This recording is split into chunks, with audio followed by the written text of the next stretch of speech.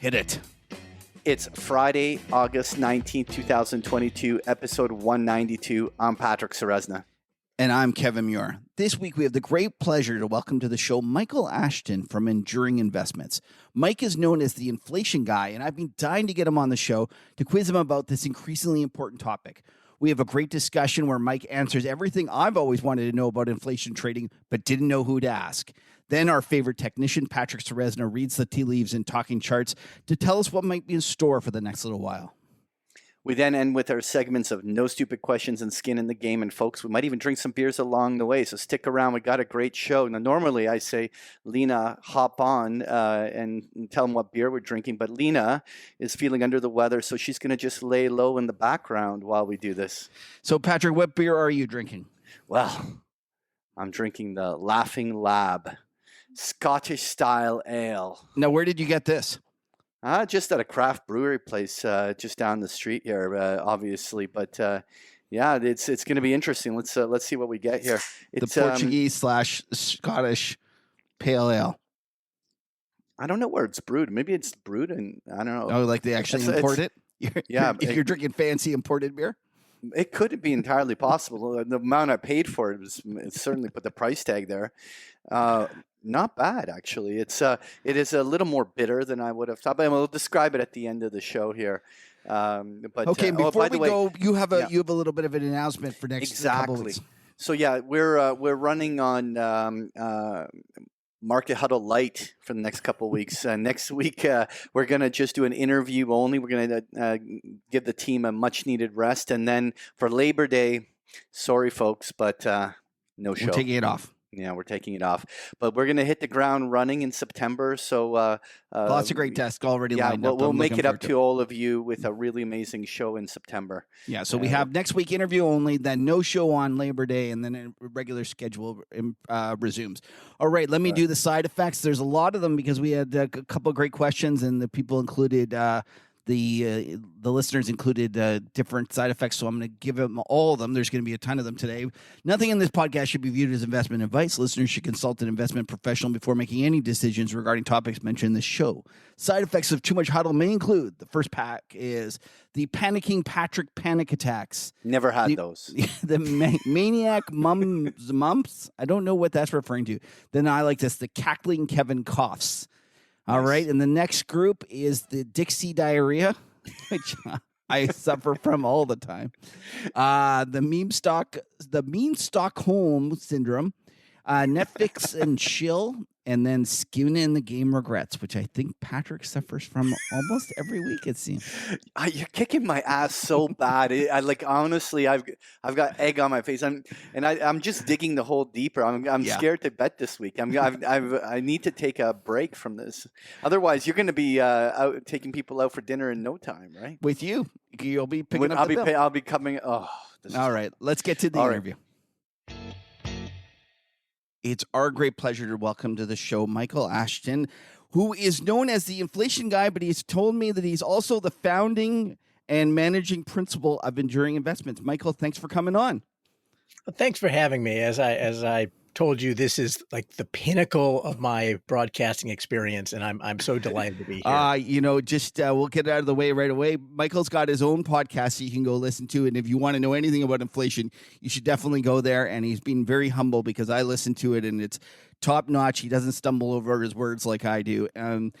Anyways, and the reason he probably doesn't do that is because he knows a lot more about inflation. And so I've been looking forward to this conversation for a while because obviously inflation has become the number one topic on a lot of people's minds. But before we get into kind of what you're thinking and all the nuances about the debates that everyone's having today, let's get to know you a little bit better, Michael. Can you just tell me a little bit about your background? How did you end up being the inflation guy?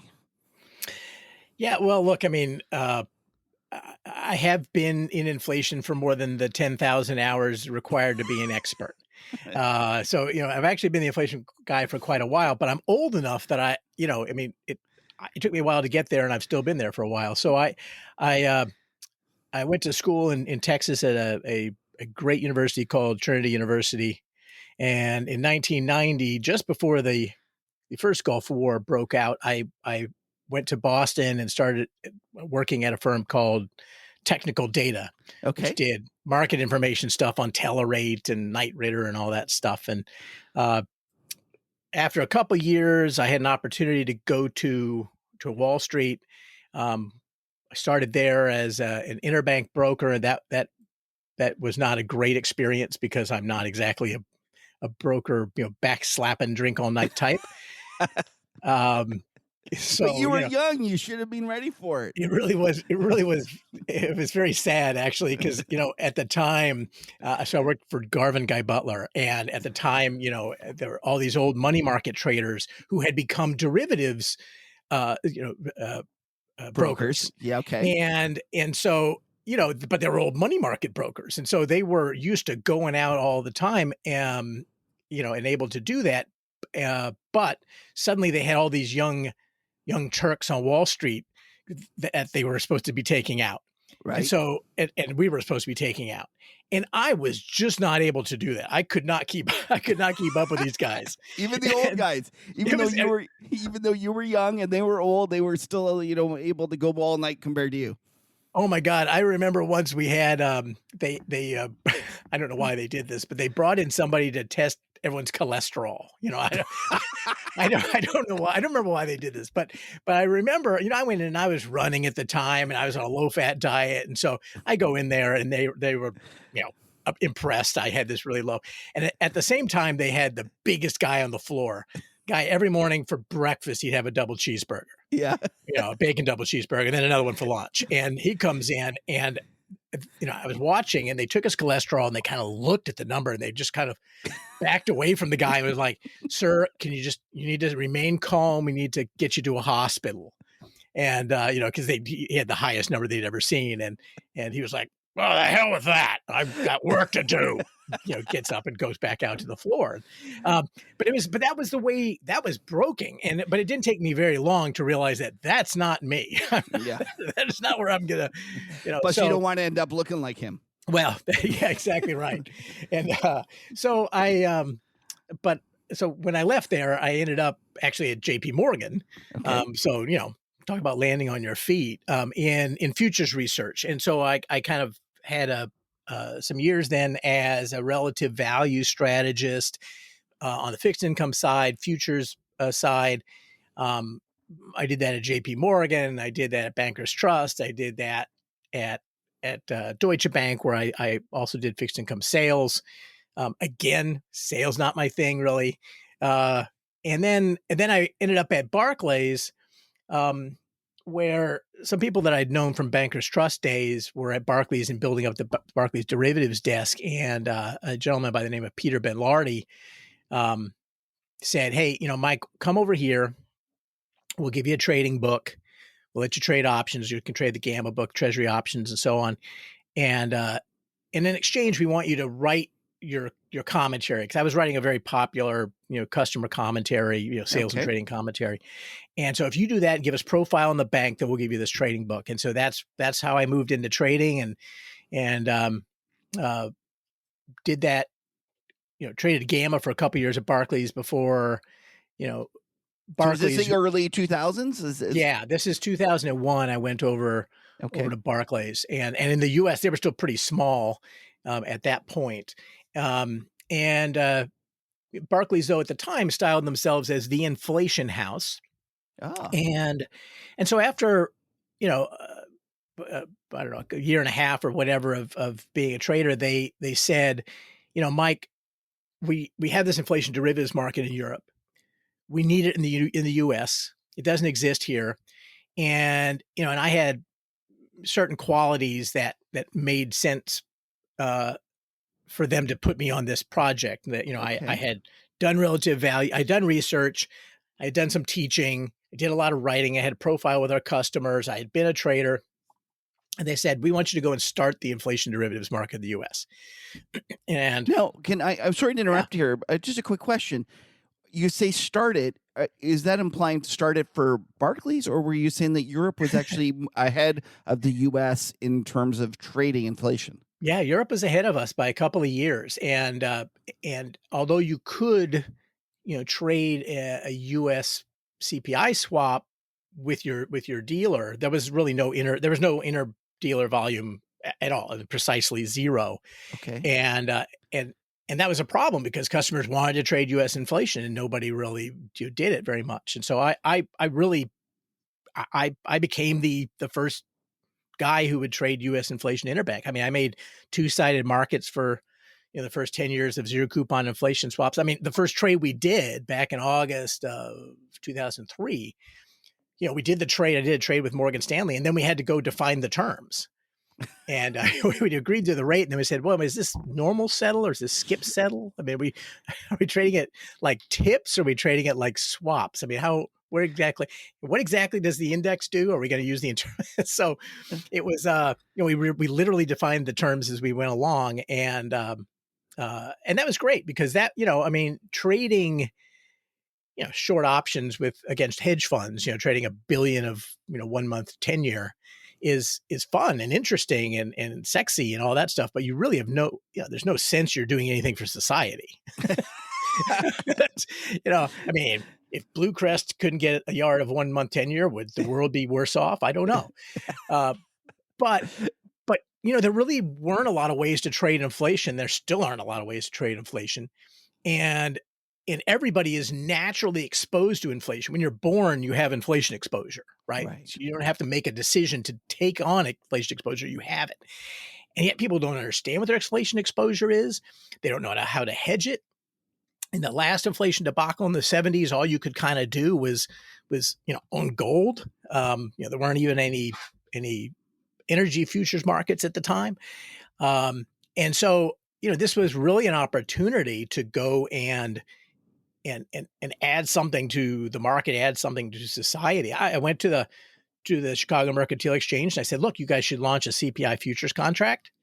And I became and I told them how to structure it, which was stupid. It was a dumb structure and it died. But before it died, I was the sole market maker of that structure. And so I really was kind of an evangelist for this part of the market and saying that, this is everybody's native exposure. Right. And it's absolutely crucial. It's a crucial risk that is unhedged in most portfolios.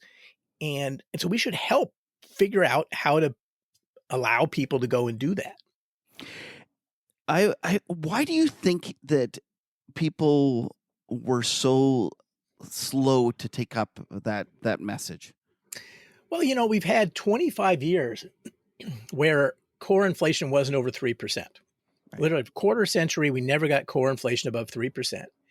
And when this inflation episode that we're in now started, it was half of the country had been born since the last time we had inflation above 4 or above 5. And so people had gotten accustomed to the world the way they thought it was now. And as Reinhardt and Rogoff said, the four most dangerous words are "this time is different." And that's the way everyone started to feel that, inflation is dead. Right. The Fed was super smart and they won. Yeah, it turned out not to be anything, didn't have a lot to do with the Fed, but they won. And so we don't have to ever worry about inflation again. We're smarter now. We're better now. We don't have to worry about inflation. We don't need to hedge it. It'll be at 2% forever. And if it goes to 3, who cares? Right. So when you went and spoke to institutions and tried to explain to them the risk of this, the pushback was just like, it doesn't matter. If you're right, what are you going to make? It's going to be minimal. Well, yeah, it was exactly. And of course, people would say, yeah, we identified that that's a risk, but we'll wait. Once it's going to happen, then we'll go and put a hedge on. And of course, that's not how hedging works. You put on a hedge, you address risks when you have risks. And especially if you can get the risks very cheaply, which you could, then you literally you could buy break evens. And if you were wrong, you didn't lose any money. You carried about the same. So, why not? And, and some people did, but it was a really hard sell. And, there's all the other natural pushbacks. So one of the pushbacks that makes sense is that, I don't have exposure to CPI. I have exposure to medical care. I have exposure to education. I have exposure to different things. The average person does not worry about the price level. The average person worries about the prices of specific things they buy, and that wasn't the protection that we were offering. Right. Right. You, And so, and it depends on what stage of your life is. Someone with, Yeah. a 10-year-old kid that's saving for college, they have more exposure to tuition. Meanwhile, the retiree who doesn't care about tuition and is more worried about the price of food or whatever it is. Totally. And on the supply side, think about bond issuers, or for that matter, institutional investors, they tend to have much more concentrated risks. So if you have a post-employment medical plan, an OPEB plan, right? So you have to provide medical care to your employees for the next 30 years. You have very concentrated risk, not to overall inflation, but to the price of medical care. And that's not available. And so, we would work with people to get them to understand, that you're hedging the first principal component and you have this basis risk, and here's how the basis risk behaves. But people didn't really want to understand. They didn't really feel like it was urgent. Like, this is something I need to understand now. Yes. It always felt like I got time to figure this out later. And we would have people say, if you can offer medical care inflation, I'll buy it, and I'll pay the wrong price for it. I'm happy to pay too high a price if you can hedge that particular thing. But I think that was also part of the reason was inflation basis risks are where people viscerally feel inflation. You feel inflation in things, not as the overall price level. So why don't we step back just a little bit, and you talked about the first inflation swap that you traded. That was inter-dealer. I think that a lot of people probably don't realize that there's an inflation swap, or if they're aware of it, they probably don't understand how it works and the kind of nuances of it. Could you just explain to people like a basic inflation swap and how it works, and then how it's evolved over the last decade? Sure. Inflation swaps are actually really simple. What you really end up trading is you're really trading a forward price level is what you're trading, but you trade it as a rate. And so unlike with LIBOR swaps or SOFR swaps, you're trading, there's one cash flow. There's just one cash flow exchange at the end of the swap. And so let's take an example of a 10-year inflation swap. One side, who's the fixed rate payer, will pay 2%. Okay, I'm going to pay 2% on this 10-year swap. And so I know, and it's a $10 million swap, so I know exactly what I'm going to have to pay in 10 years. It's 2% compounded for 10 years, 1.02 raised to the 10th, times the 10 million amount, well, minus 1, times the 10 million amount. That's what the fixed rate payer has to pay. So he already knows his side. Right. The inflation payer agrees to pay the price level at the end divided by today's price level, or in other words, the compounded inflation rate. So I'm paying 2% on the fixed side, and the other guy is effectively going to pay, if it turns out to be 3% inflation, he's paying me back 3%. But the way that's calculated is the price level CPI at the end, the CPI price index at the end divided by CPI price index at the beginning. So in all that equation, there's really only one number we're waiting for, and that's where is the price level at the end, so that we can calculate what that compounded inflation rate was. And so it's very simple. There's one, when you put on an inflation swap, you have a very clear data point about where the market thinks the price level will be in 10 years or in 5 years or in 3 years. And because it's so clean, it's very easy to go make derivatives curves and things. You don't have to do, much crazy bootstrapping or anything like that. So it's a very nice, clean market. There are other, versions of that. You can do a year-on-year inflation swap where, I pay you a fixed rate and you pay me whatever the last year's inflation was. And other things you can do. For a time, there was an inflation options market. Technically, I guess there still is, but it never trades, where you can have a cap on annual inflation, or you can have what's known as a zero coupon inflation swap, I can have an option that pays me if aggregate inflation over this time period is more than 4% a year or less than zero or whatever. And those options are basically Can I just gone. interrupt there? So you say that there was this market and it subsequently has died. Is it just because the dealers tried to get it going and there wasn't enough interest? It's it's funny. It's has had several starts and stops, and one of the problems was always that it tended to be a very one-sided market. Uh, all your customers want to buy vol.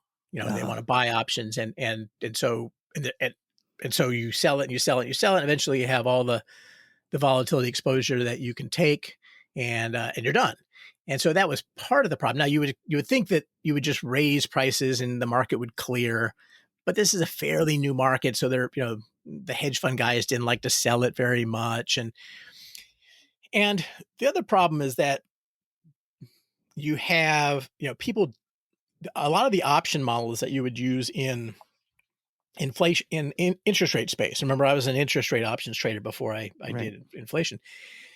Don't really work very well for inflation because inflation can be negative, and in fact it can be bimodal. It can be you can get to these a sticky deflationary period and a sticky inflationary period, and so you can have like two means to your two modes to your distribution, which Okay. totally screws up all option pricing. And so dealers would try different things, and then a dealer would blow up, and they tried something else, and then a different dealer would blow up. And there have been a couple of celebrated blow ups in inflation options, and it just kind of got to the point where people were like, yeah, this doesn't make any sense to do. And actually, one of the things that I'm trying to do right now is create a fund, maybe even a mutual fund where that is essentially a synthetic inflation option. Since you can't actually buy them out there, but we know how to create them. We know how to delta hedge them. The problem was just too much vega risk and basis risk. So there's a way to do it, and I think there's a demand for it. I just have to figure out how to actually structure it and do that sort of thing and find the customers. So you're going back to like the 1987 before there was Exactly. Actually listed put options on the S&P. The option geeks told everyone, well, it's okay, we can delta hedge this and do the same thing. So is that kind of the same idea you're taking for the inflation? Absolutely. Now it's it's not quite as easy as the S&P because the option model does kind of matter, but you're not guaranteeing the exact payout. You're just telling that whoever buys this synthetic option gets the actual delta hedging results. Right. Now that's good and bad. If you buy a 4% cap and you never get inflation, well, you never did any delta hedging. There was no cost. The cost of that option ends up, you don't actually pay a premium. That option actually never costs you anything. Yes, you're right. Right? Okay. Yeah. No, I get it. And if you go deep in the money, then you get the payoff because you ended up having the delta. And so, the problem with you as a dealer, of course, is that you're highly levered and the payoff isn't guaranteed to be exact. Because of all the assumptions we make in option pricing, the payoff of the delta hedging strategy isn't guaranteed to be exactly the stated payoff. So, if you're highly levered and you have epsilon capital, then, that's not necessarily a great thing to be able to do. You want to be able to sell that vol, sell that gamma, and you can't. There's no market to do it. Can we go back to the inflation swap? Because I do have a question as someone who's just dipping my toe in trying to learn all these things. I went and I started pricing it out, and I was trying to price the front end of the curve, and I got it slightly wrong. And the reason I got it slightly wrong is because there's a 3-month lag. Could you explain to me why there's this 3-month lag and it seems to be standardized into inflation swaps as it relates to the inflation component? Sure. So, we have to have an index to set to. And so, you set to, the BLS's non-seasonally adjusted CPI index. But the problem is that you have to, if you want to be able to, so the number we just got this last week, in August here, it was a July figure. Okay. Okay. And so initially there were a couple of different ways, and in Europe there would be a couple of different ways to do an inflation swap where you could just use that base index, and you could say we use June as the base month, and then as soon as we get July, we switch to the July, and so your denominator in figuring out that how much the inflation payer ended up paying, your denominator would suddenly shift, and so you really want to be able to have that denominator shift evenly from June to July.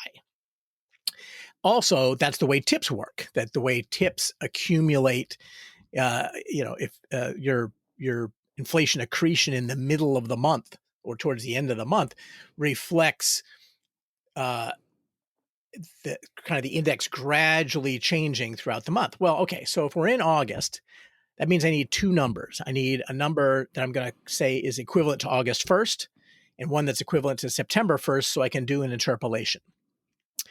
And so as of the end of July, I'm about to go into August, what two numbers are the most recent numbers that I have?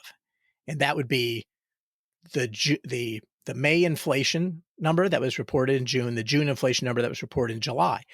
And so we say, okay, well, we're going to take that June and we'll call that September 1's index. And we'll take the May number and we'll call that August 1's index, and we'll interpolate between them. So because you're doing that, you're sitting here in August and you're looking back at May and June because you want to be able to interpolate. Those are the two most recent numbers you had as of the beginning of August, which that was a very complicated way to explain it. But it's actually, the bottom line is it's because the two most recent numbers you have are naturally lagged a little bit. Okay, and then I didn't realize the part about tips also following the same convention. And while we're, you brought up tips, why don't you tell people what they are, and let's just kind of jump into that a little bit, because so far we've just been talking about inflation swaps, and for most people they can't trade them, but they can trade tips. So why don't we kind of explore this a little bit?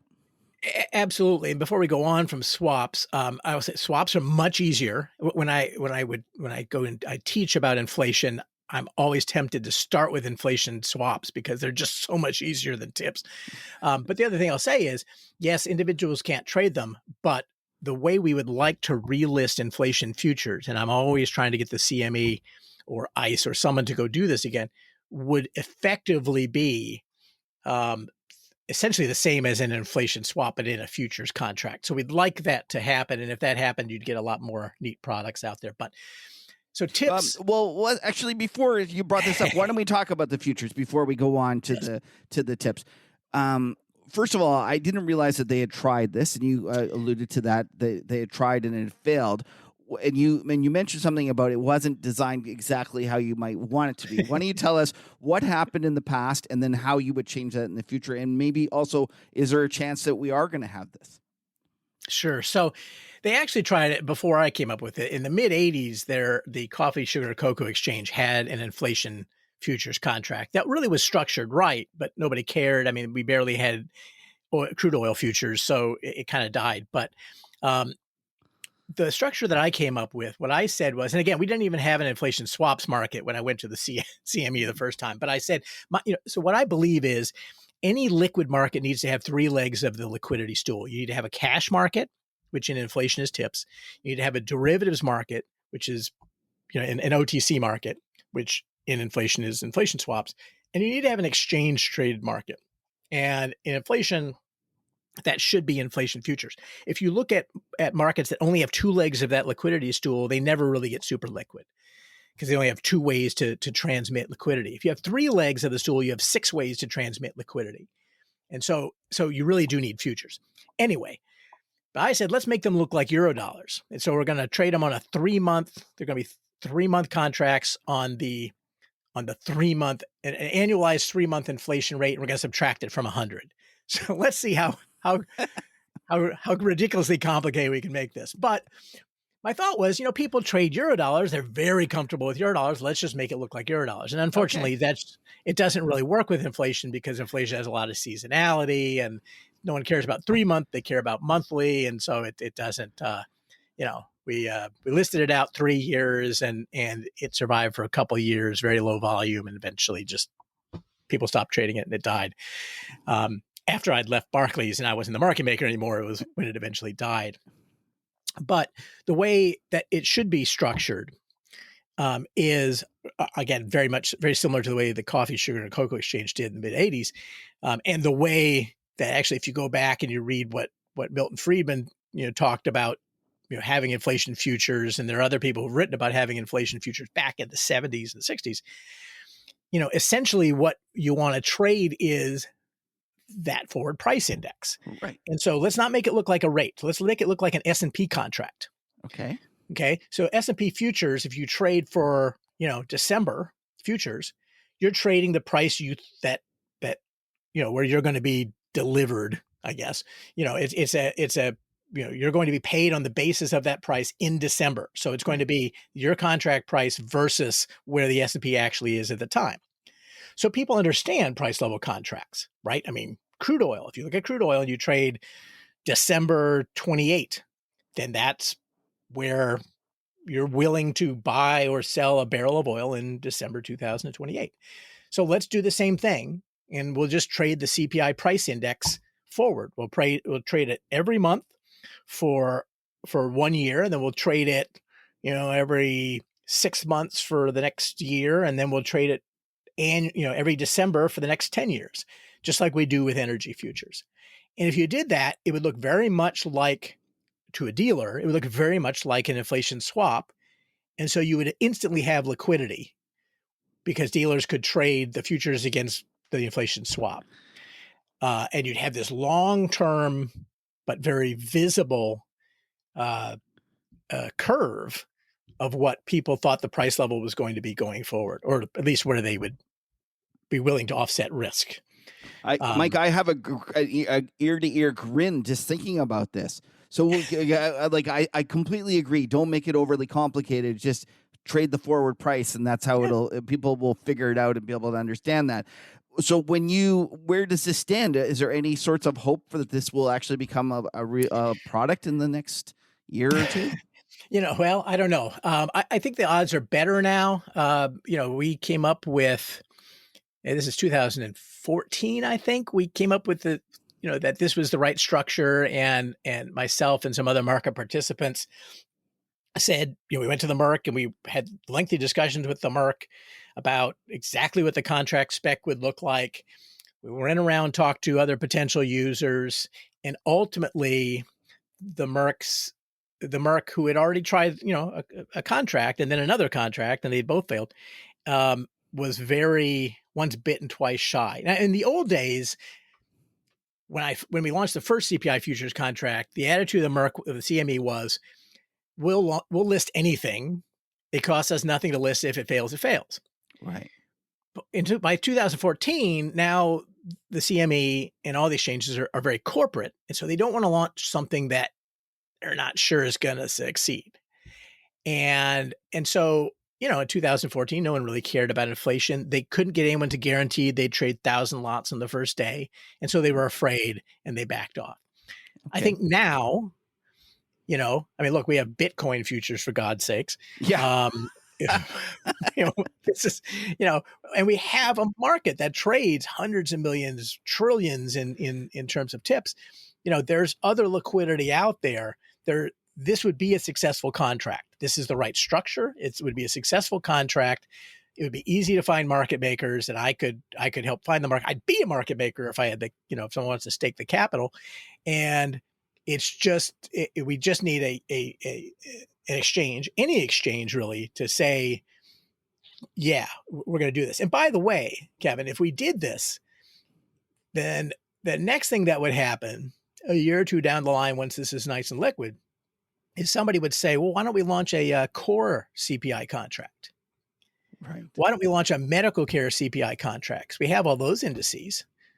And then you'd start to be able to trade the sub indices against one another. There'd be this nice, healthy arbitrage community, people working back and forth, and you would suddenly be able to trade people's individual inflation basket. But I will say that's the same thing I said in 2004 when I just keep saying it, Mike. Eventually, you'll be right, buddy. I said within 5 years. I gave a speech at a big Barclays conference. I said within 5 years we'll be able to do this, and that was Okay. Not my worst prediction, but not my best. You did the cardinal mistake of giving what is it, a market practitioner should never give both the time and a price. Time and a price. Yeah, exactly. Exactly right. You did both. Okay, so now let's go back. That was a terrific explanation. And if anybody from Exchange is listening, make sure you reach out to Mike and let's see if we get this thing listed. I will also sign up and guarantee that I will trade the shit out of him as soon as these things are created. Why don't we talk about, let's move back to tips. And why don't you explain to people what tips are, how they work, and how people might use them. And also, while you're there, please explain inflation break-evens, which is different than inflation swaps. Sure. So TIPS stands for Treasury Inflation Protected Securities. Other people think it stands for something else, which I can't say on the air. Oh. Can I say that on the air? It's a podcast. Yeah, for sure. Say it, because I didn't even know it. I'm thinking it's, I'm on. No. You're allowed to say it. So some people say it stands for totally illiquid pieces of shit. And actually, because of that, the Treasury at one time tried to persuade everyone to call them Treasury Inflation Index Securities, TIIS, because that would, but it didn't take. People liked calling them that. So what the TIPS were introduced in the United States in 1997. There was something very similar. The UK has pride of place in terms of the modern inflation bond market, and that they started trading in the early 80s, although the structure was somewhat different. The TIPS are structured with what's called the Canadian model, which should tell you that Canada also did it a little bit before the United States did. But essentially what happens is when you buy a TIPS bond at issue, okay, so you buy $100 worth of a TIPS bond and it has some coupon, let's just say 1%. And then inflation happens. Now, you might think that what you would do is if you got 3% inflation, is that you would take that 1%, you'd add to 3%, you'd get a 4% coupon. But that isn't the way TIPS work. And in fact, that isn't necessarily a great way for a bond to work, because if you do that, then what's also happening is that $100 that you initially put in is losing purchasing power. You're going to get the $100 back at the end after some inflation has happened, but it's still going to be $100 and the price level will be $200. So you got half your money back. And so the way TIPS work is instead what they do is they change the principal over time with the price index. So let's suppose that you buy TIPS, it's got a 1% coupon, and the price level doubles. So now your principal amount is not 100, it's 200. And so when it redeems, you get $200 back, which makes sense. You gave them 100, the price level doubled, you got $200 back, so you've got the same real amount of money back. And the coupon then, that 1% is now calculated on a 200 notional, so your coupon goes up to 2%. And that also makes sense because your coupon was originally 1%. Was $1 out of the $100, and now it's $2. So your coupon went from $1 to $2 as the price level doubles. So you got the same real amount in terms of interest. Now, the way that the Treasury does that is, again, the way they index it is by looking at CPI 2 months ago and 3 months ago and interpolating and so on. And so it gets a little bit complex because what you trade at the broker when you go to Schwab and you buy the bond, the price they quote is the unaccreted price. So if they give you a price of $100 on a bond that's been out for a few years, you'll find that you actually pay $125. Right. And that bothers people. But there are also some sort of weird tax things that piss people off. Because you're taxed on that accretion that's happening as if it had been paid to you, even though it hasn't been. Oh, I didn't know that. Yeah. And so that bothers people, even though if they paid it out as a coupon, like they do in a regular bond, the coupon you get from a regular Treasury bond is a real interest rate plus a premium for the expected inflation. So it's the same thing. It's just expected inflation instead of actual inflation. Well, you get taxed on that. So the taxation is the same net effect to you. It's just that it's you have to keep records, and it's just sort of painful, and it makes people angry to pay tax on something they haven't received yet. So that actually led to corporate issuance, and there is not in the United States much issuance of corporate bonds, but corporate bonds in the U.S. tend to be structured unlike TIPS. They tend to be structured as floating rate notes, where the floating rate is the trailing 1-year inflation rate, which causes all kinds of problems comparing them. And as a consequence, there aren't a whole lot of issuers, not a whole lot of corporate bonds out there. Okay, and so now when we talk about inflation swaps, we're talking about, in essence, the level that a dealer is willing to sell a client or buy inflation for over a period of time. That is different from an inflation break even. Yes. And why don't you explain to people what that is?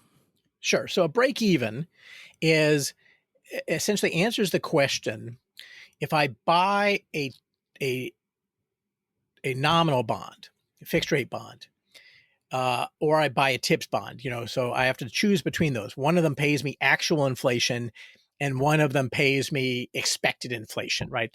So if I buy a nominal treasury today at 3%, then that yield is compensating me for the real interest rate, but also for expected inflation. TIPS bond will pay you the real rate, and then they'll pay you actual inflation. So the question is, well, okay, at what level of actual inflation am I indifferent between those two? And it's pretty simple to calculate, and that is to take the nominal yield at 3% and subtract whatever the real yield of TIPS is. So if the real yield is 1% on TIPS and your nominal yield is 3% on treasuries, then your break even is 2%, which is to say, if you got 2% or higher actual inflation, then you'd be better off owning TIPS. And if you got 2% or less actual inflation, you'd be better off owning nominal bonds. So that is sort of another way to look at what the market expects or what the clearing price for inflation is, but it's not the same as it is in inflation swaps, which is another thing which confuses the heck out of people. It's always lower than where inflation swaps say that same period inflation should be. Okay, and can you tell me why that is? Does it have to do with the? I'm going to guess it has to do with like the COVID crisis when TIPS went no bid and bonds went offered. No, it doesn't. It's happened many years before. Way back when we first started pricing these things, in inflation swaps, people basically said, "Hey, you should be inflation swaps should be about 40 basis points above the break even," and there was no real reason for that. They just had 40 basis points above, and so we started pricing them that way. But I really, we didn't really know what the theoretical basis was. We just knew that that's kind of what happened. Well, so I'm an inflation trader, and I'm trading a big inflation book, and so the explanation at the time was that dealers are always receivers of inflation, and so they buy break evens as a hedge, and so they have to have this difference represents that it's an imbalanced market. But that's not actually the reason. The actual reason is that if you do a break even as a dealer, and you finance both legs of that transaction, so you're long TIPS and you repo them out, and you are short treasuries and you repo them in, and those repos net, except they don't really net, because the thing you're short, which is the nominal bond, goes on special a lot, which means that it's a much lower repo rate, and TIPS never go on special. So there's this financing bias. And so all else being equal, if you're long break evens as a dealer, then you have this negative financing bias. And so you have to be compensated. If you're going to be buying break evens, you have to be compensated by a lower break even. And effectively what that means is if you're a regular investor and you buy regular treasuries, you're getting paid less of a yield than you should, because regular treasuries have an extra value as collateral in the repo market, so their yields are lower than they otherwise would be. But you, as a long only buyer of treasuries, don't get that because you're not repoing them out. So you just get screwed by that 40 basis points or whatever it is. That's that specialness premium. That's another reason why they should buy real instead of nominal bonds. Absolutely. I mean, there's all kinds of reasons. It's risk reducing, right? I mean, it's well, anyway, we can go on for a while there, but I certainly it does. There are times in the last 5 or 10 years, I mean, many times when you looked at where nominal bonds were, you looked at it where inflation-linked bonds were, and you said, why in the world would you ever buy a nominal bond? If nominal yields are at 2%, and I can buy something, it's got a 2% break even, you can buy tips. Well, I could be a little bit wrong on that on the downside, or I can be a lot wrong on the upside, right? I mean, inflation could be a little bit below 2, but it's not going to be -4. Yeah. But inflation could be 6 very easily, and we've seen it. So that's, I think, for whatever reason, and I don't really fully understand the reason, even today, we have break evens, we have inflation swaps for longer terms, much lower than you'd expect them to be, even if you really think inflation is going to be at 2.5% for the next 10 years, you should be willing to pay more than that. Because the errors are going to be, the long tails are to the upside. There's an option value there that the market just doesn't price in. Okay, so let's now get. People are probably fed up of me asking plumbing questions. Let's get to your opinion about. Although I love it, and I actually really appreciate you spending some time explaining a lot of these different things to us.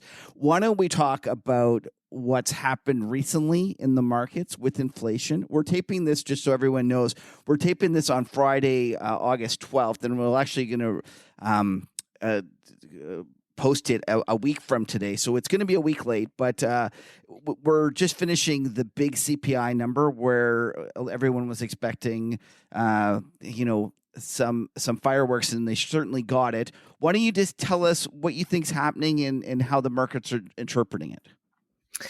Sure. So we've gone through this period where for a long time people were saying inflation was transitory when it clearly wasn't transitory. And we went, and earlier this year, we thought we were going to have an inflation peak. I thought it was a peak in inflation. And then we got a new peak after that. But we all expect that inflation is going to come down. Where there's a difference in terms of both prognosticators and where market pricing is how fast everyone expects prices to come down and why. In the most recent number, what we saw, so it was a surprise on the downside, which we haven't had in quite a while. And so the headline figure was flat, 0 inflation for the month, as the president has been saying recently, and getting a lot of criticism for it, but it is completely accurate. There was no headline inflation net for the month of July, but most of that's because gasoline prices came down. Lots of other things went up, and so no one wants to hear that inflation was here. Core inflation was lower than expected. But if you get down into what it was that moved, what you find is, in a way, there's some good news, and it's that there's supply chain things that are starting to loosen up a little bit, and so goods prices, core goods prices, are starting to come down. There was a little bit of a fall in used car prices. There was a big fall in airline fares, although that's largely because of jet fuel. Apparel prices were down, and we import almost all of our apparel. So that's, again, we're starting to be able to get some of these things, appliances. And so all those things were softer on the month, and that's great news. The bad news is that those are things which jump around a lot, and even if they go down, they're core goods, we still have this big sticky part over here, and that's core services, and that's things like rents, which are continuing to accelerate, and it won't accelerate forever, but they aren't going down yet, and medical care, which was quiet for a while and now is accelerating. So, you've got you have the sticky part that's still pretty sticky.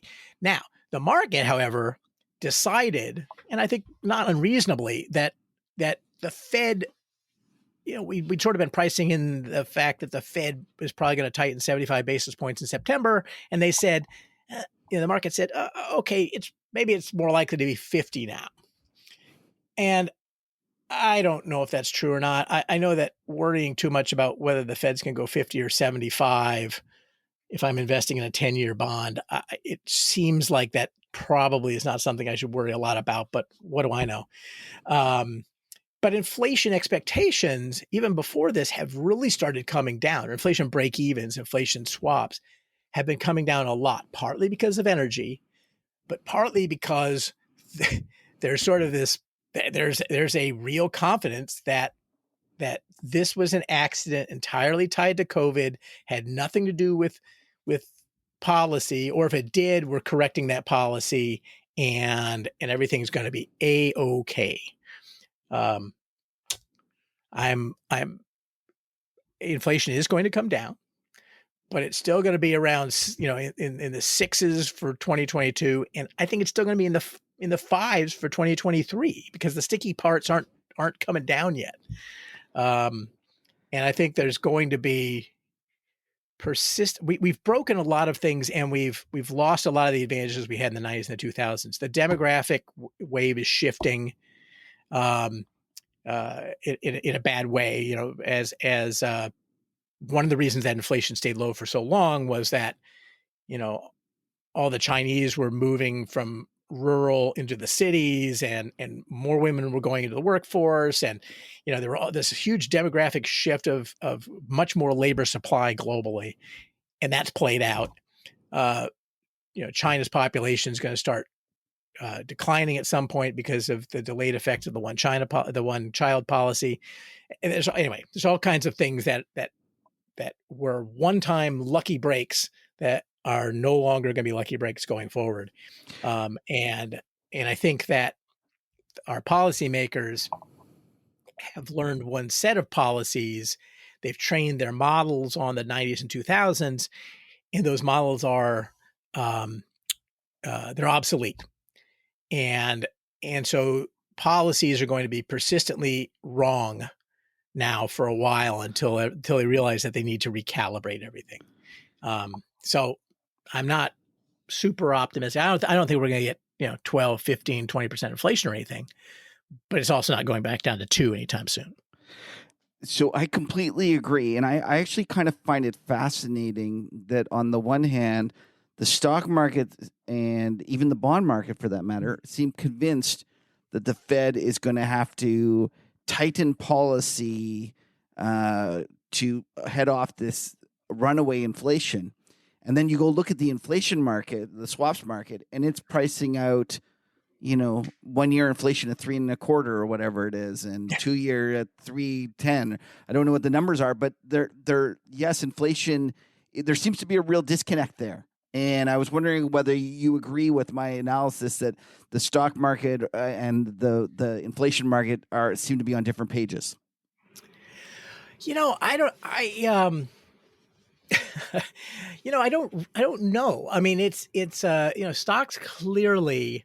I mean, one of the reasons the Fed has been able to be as aggressive as they have been, and by the way, I did not see that coming. I really thought that these guys are doves; they won't be that aggressive. But the market hasn't punished them for being aggressive. We've had this. I mean, the VIX is as low as it's been in it's back near the lows, right? Yep. And so to the extent, prices are a little lower. The S&P is lower than it was at the end of the year by 10 or 15% or whatever it is, but it hasn't been sloppy. It hasn't. There's nobody. The market has not tried to get the Fed to back off. And so, to the Fed's credit, they're saying, okay, then we'll keep doing this. I mean, if you'll let us keep doing it, we'll keep doing it. Maybe we'll get in front of this.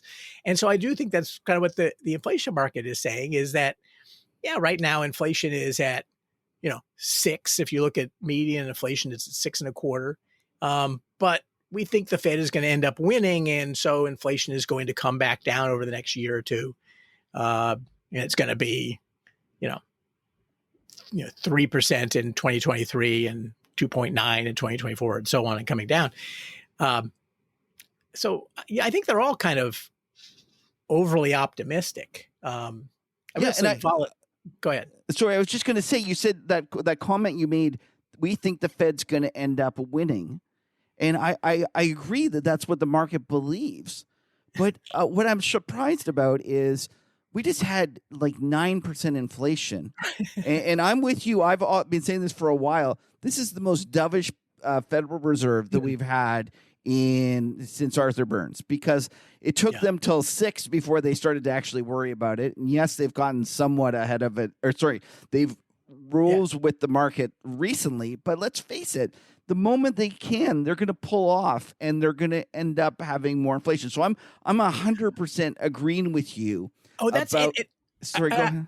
I know exactly. I think that it's astonishing to give the Fed this much credit when they screwed up to start this. Yeah, but my real question to you is why isn't the long end of the inflation market more worried? Like you talked about the option, the tail, the far right tail of that option. When I thought we were having inflation was going to come before, after COVID, and we saw all the fiscal, I said we're going to get inflation, and I assumed the curve would get really steep, the inflation curve, and I was shocked at how it became inverted and how they only chased the very front end of the curve. I'd love to hear your thoughts about why that occurred and what it might take to get the curve the other way.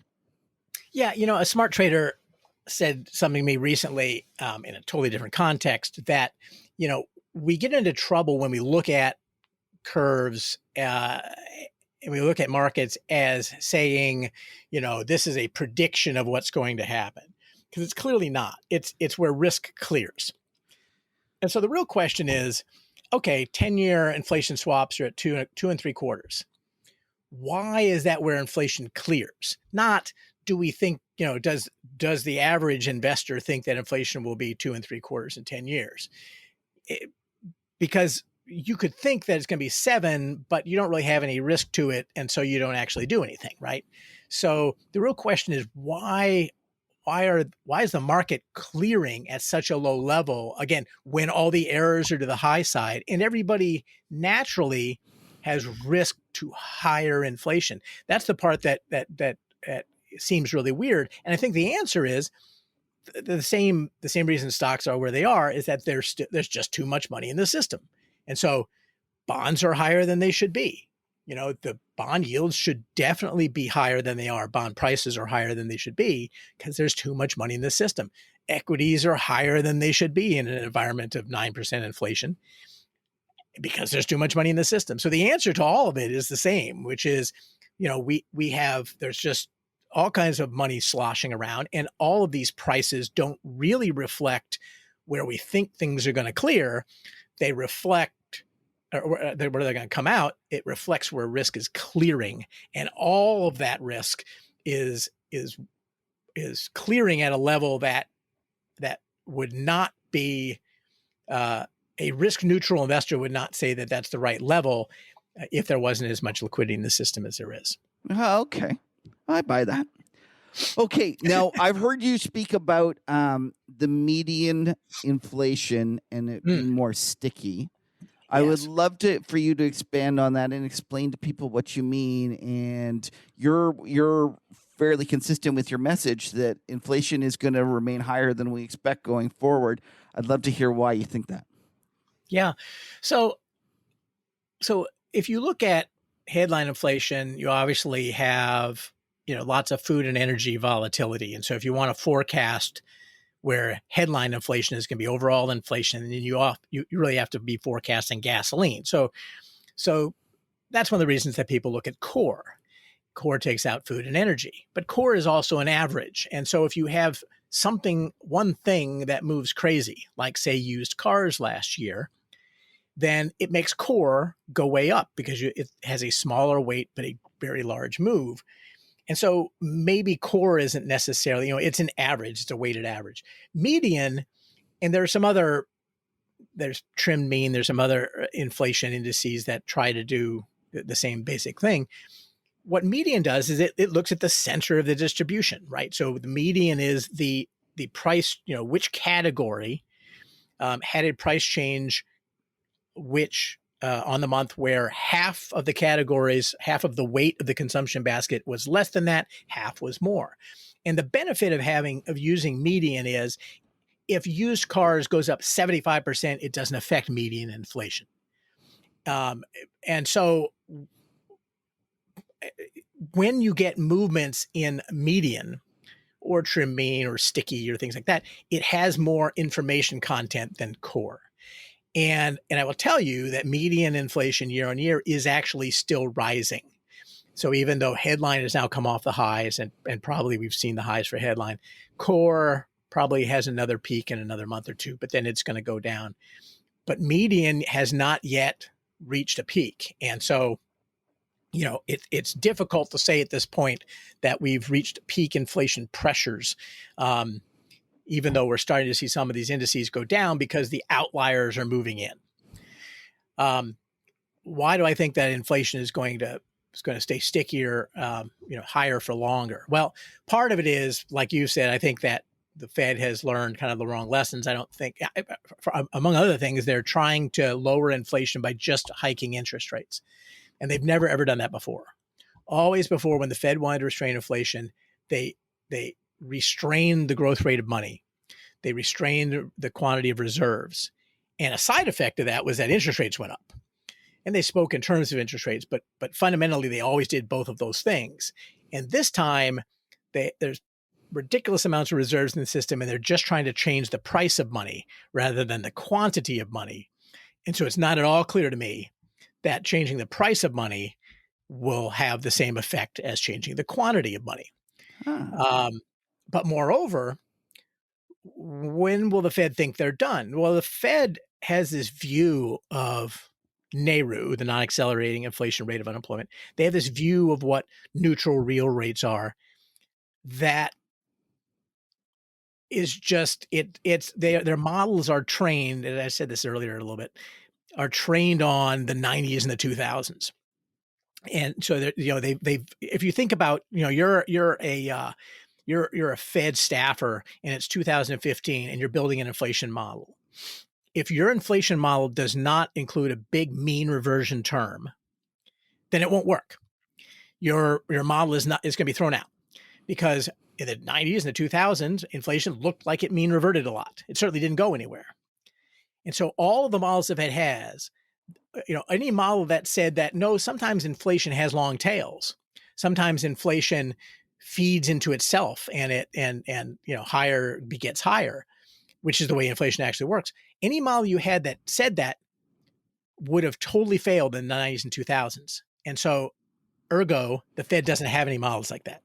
All the models of the Fed, act as if you have this mean reversion, and if we do nothing, or if we just do a little bit, eventually inflation will go back to 2.5. Why? Well, because that was the long run moving average. You can kind of think about it as a moving average trading system, and right now inflation's overbought, and so they want to, that's kind of the way it behaves, and it's a little fancier than that, but that is effectively the way their internal models work. Is they're trained on crappy data.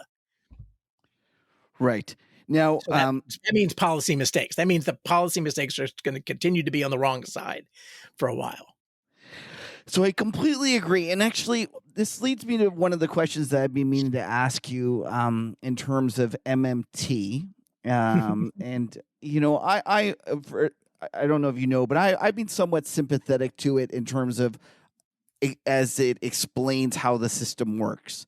And I even before COVID, I kept saying, listen, people told me you couldn't make inflation. And I always said, no, if you can't make inflation through monetary means only, but if you do fiscal, if a government has enough political will, you can create inflation whenever you want. And my joke was always like, be careful, you better learn about MMT. They're gonna get it. And once they get it, you're gonna be surprised how difficult it is to stop the spending and the fiscal. One of the disappointments that I've had over the last little while is that the MMT people are trying to reframe the debate, in my opinion. They're trying to say, no, it has to do with the supply chains, and that's all the problem. To me, I think they should be taking a somewhat of a victory lap, because let's not forget, it was only 3 years ago that people said you couldn't make inflation. And they just showed you can make inflation, just like their theory said. You can always make inflation if you spend enough. And one of the pissers that I have is that they're not sitting there and saying, okay, we showed you can make inflation. Obviously, we overshot, because they've always said the real restraint is like there's not a financial constraint. There's a real resource constraint. And I would argue we hit it. Now, whether we hit it earlier because of the COVID and the lockdowns and the supply chains is no doubt, I'm sure that there was elements of that. But it's just, to me, they're kind of being disingenuous by not just admitting that it worked and they created too much and they did too much fiscal. My question to you is, if you were to assign let's just say, like if you were trying to assign blame for the recent inflation over the past year, and you had two different sections, one being you talk about it being too much liquidity, we all talk about it being too much fiscal, or supply side constraints, what percentage would you apply to the two categories? Oh, well, I mean, 99% in the first category. I mean, the supply side constraints were a consequence of building back demand at 3x the time the speed you were building back supply. Look, if you look at, it's a great chart actually. If you look at national income and you plot it against GDP, and you'll see that they move together in recessions and expansions, and of course they move together because when a producer makes something and sells it, the person who's buying it is buying it with the wages that they earned working for that guy. Right. And so those have to move together. Well, they didn't in coming out of COVID. National income went through the roof, and GDP recovered, the output recovered at kind of the speed that it normally recovers at. And guess what? That means, so if you look at the chart, it's really obvious that all of a sudden there's much more income than there was stuff being produced. And so it's natural that you're going to have inflation out of that. And how that manifests is that everyone wants, as soon as something comes off the boat, everyone buys it. And the boats start piling up at the ports. That wasn't the cause of the inflation. That was a symptom of what was really happening. So I think that, and by the way, so we're seeing these the congestion at the ports start to alleviate. Shipping costs are coming down, and as I said, things like apparel, those prices are coming down. Guess what? You still have a lot of inflation in the system that has nothing, that doesn't come through the ports, and so there's clearly something more there. I think that it's it isn't just. I think yes, Congress spent and the administration spent way too much, but we can't let the Fed off the hook, because the reason that there was a big gap in income, and the only reason that worked, was that the money that Congress spent, they didn't go raise from people. They sold bonds. And what normally happens if you run a big deficit is you sell a bunch of bonds, and the people who buy the bonds now don't have money that they're going to spend on their own consumption. So you basically just transfer consumption to the federal government. And it's called the fiscal irrelevance hypothesis. You have winners and losers, but at the end of the day, you can run big deficits, and the deficits themselves don't necessarily have a big, at least short-term effect on inflation. The effect in COVID came because once the federal government sent out all the stimmy checks and issued bonds to pay for that, the Fed went and bought all those bonds, and so with printed money, and so the government spent money, and everyone else was able to keep spending their money. I mean, no money came out of the system. It just got what the government spent was effectively money printed by the Fed. So it really was both of them acting at the same time in the same direction. So you're calling bullshit as well on the supply chain argument. Okay. Yeah, I could go on. I have so many more questions, but we're now an hour and 10 minutes into this. I figure we should get closer to wrapping it up. Let's start with our 5 questions that I love to ask every guest. We'll start with the easy one, which is your favorite investment books. Yeah, that's not as easy as you think. I mean, I'm old enough that I've read an awful lot of investment books, and and all the classics, "Devil Take the Hindmost," and Market Wizards, and I really liked "Financial Shenanigans" by Shillett, which was after uh, the tech bubble, kind of went through all the stuff that we found out. I think if I had to pick one, I really like, one that's not like a commonly cited. There's this book by Didier Sornet called "Why Stock Markets Crash," and it's interesting because Didier Sornet is a materials scientist, and so he talks about reaching critical breaking points in materials. And the bottom line is you never know exactly when, if you start to bend, a stick, you don't know exactly when that stick is going to break, but you can put probabilities on it. As you bend it more, the probability goes up. And he applies this thought process to markets. And it's a fascinating read. And, whether or not it works exactly the way he says it does or it doesn't, I think it's a useful way to think about things as a trader. And what's the probability of breakage? What kind of stress is here, and we obviously should be trading on the basis of kind of those implied probabilities of breakage. And okay, so that is "Why Stock Markets Crash" by Sornet. And then you actually have another book that's in the inflationary genre, but it's in the fiction genre, but it's about an inflationary collapse. What's that one? That's called "The Mandibles." And I can't remember the author's name at the moment, but it's a great book. It's fiction, and it's and again, it's sort of about it's sort of a post-apocalyptic, I guess, except that it happens through sort of a normal evolution of policy or whatever. And what's really interesting about the book, other than the fact that it's neat if you like that kind of book, and if you like to read fiction, is that it really it gets the mechanics right. How does gold react, and what happens when people start only using gold, and then people stop accepting gold and whatever. I mean, it really is a fascinating, and I think, a very useful cautionary tale as we start to go down this road, and we don't want to end up like that. It's a neat book. I enjoyed that book a lot. So that's by Lionel Shriver, I believe. Yep. 2016. Yep. Okay, that's terrific. Now, great traders, are they born or made? I think great traders are born, but good traders are made. I think you can teach people to become good traders, but great traders, there is one of the characteristics of a great trader that you just really can't teach is that they sort of naturally get excited when things are going bad, because they know that things don't go bad forever, and so they know a turn is coming, and they naturally get lugubrious when things are going well, because they know something bad's going to happen. Okay. And I think it's rare to find someone like that. I knew a guy at JP Morgan, an options trader, who you could tell if he was having a good day because he'd be in such a bad mood. And just really a terrific trader. But and he also had a great option trader's name. His last name was Strike. Oh, yeah.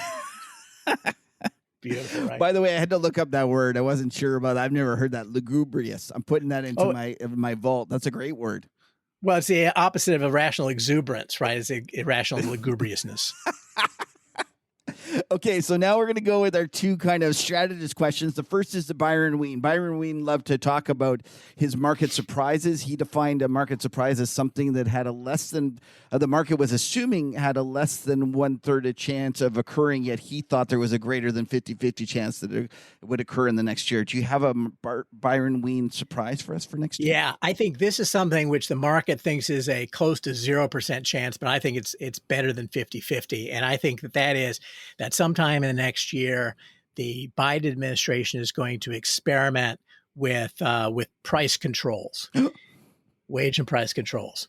I think that we've now seen a couple of articles drop. There was one in January in the New York Times. There was one just last week in the New York Post, the Washington Post, and with writers, saying that price controls, they're really maligned. They really work quite well, and they have to be done in this way. And, you need to have an oversight board that just keeps people from price gouging and make sure that that businesses don't make too many profits and so on. And the fact that there's been a couple of articles about this just occasionally dropping out there. It's got your antenna up.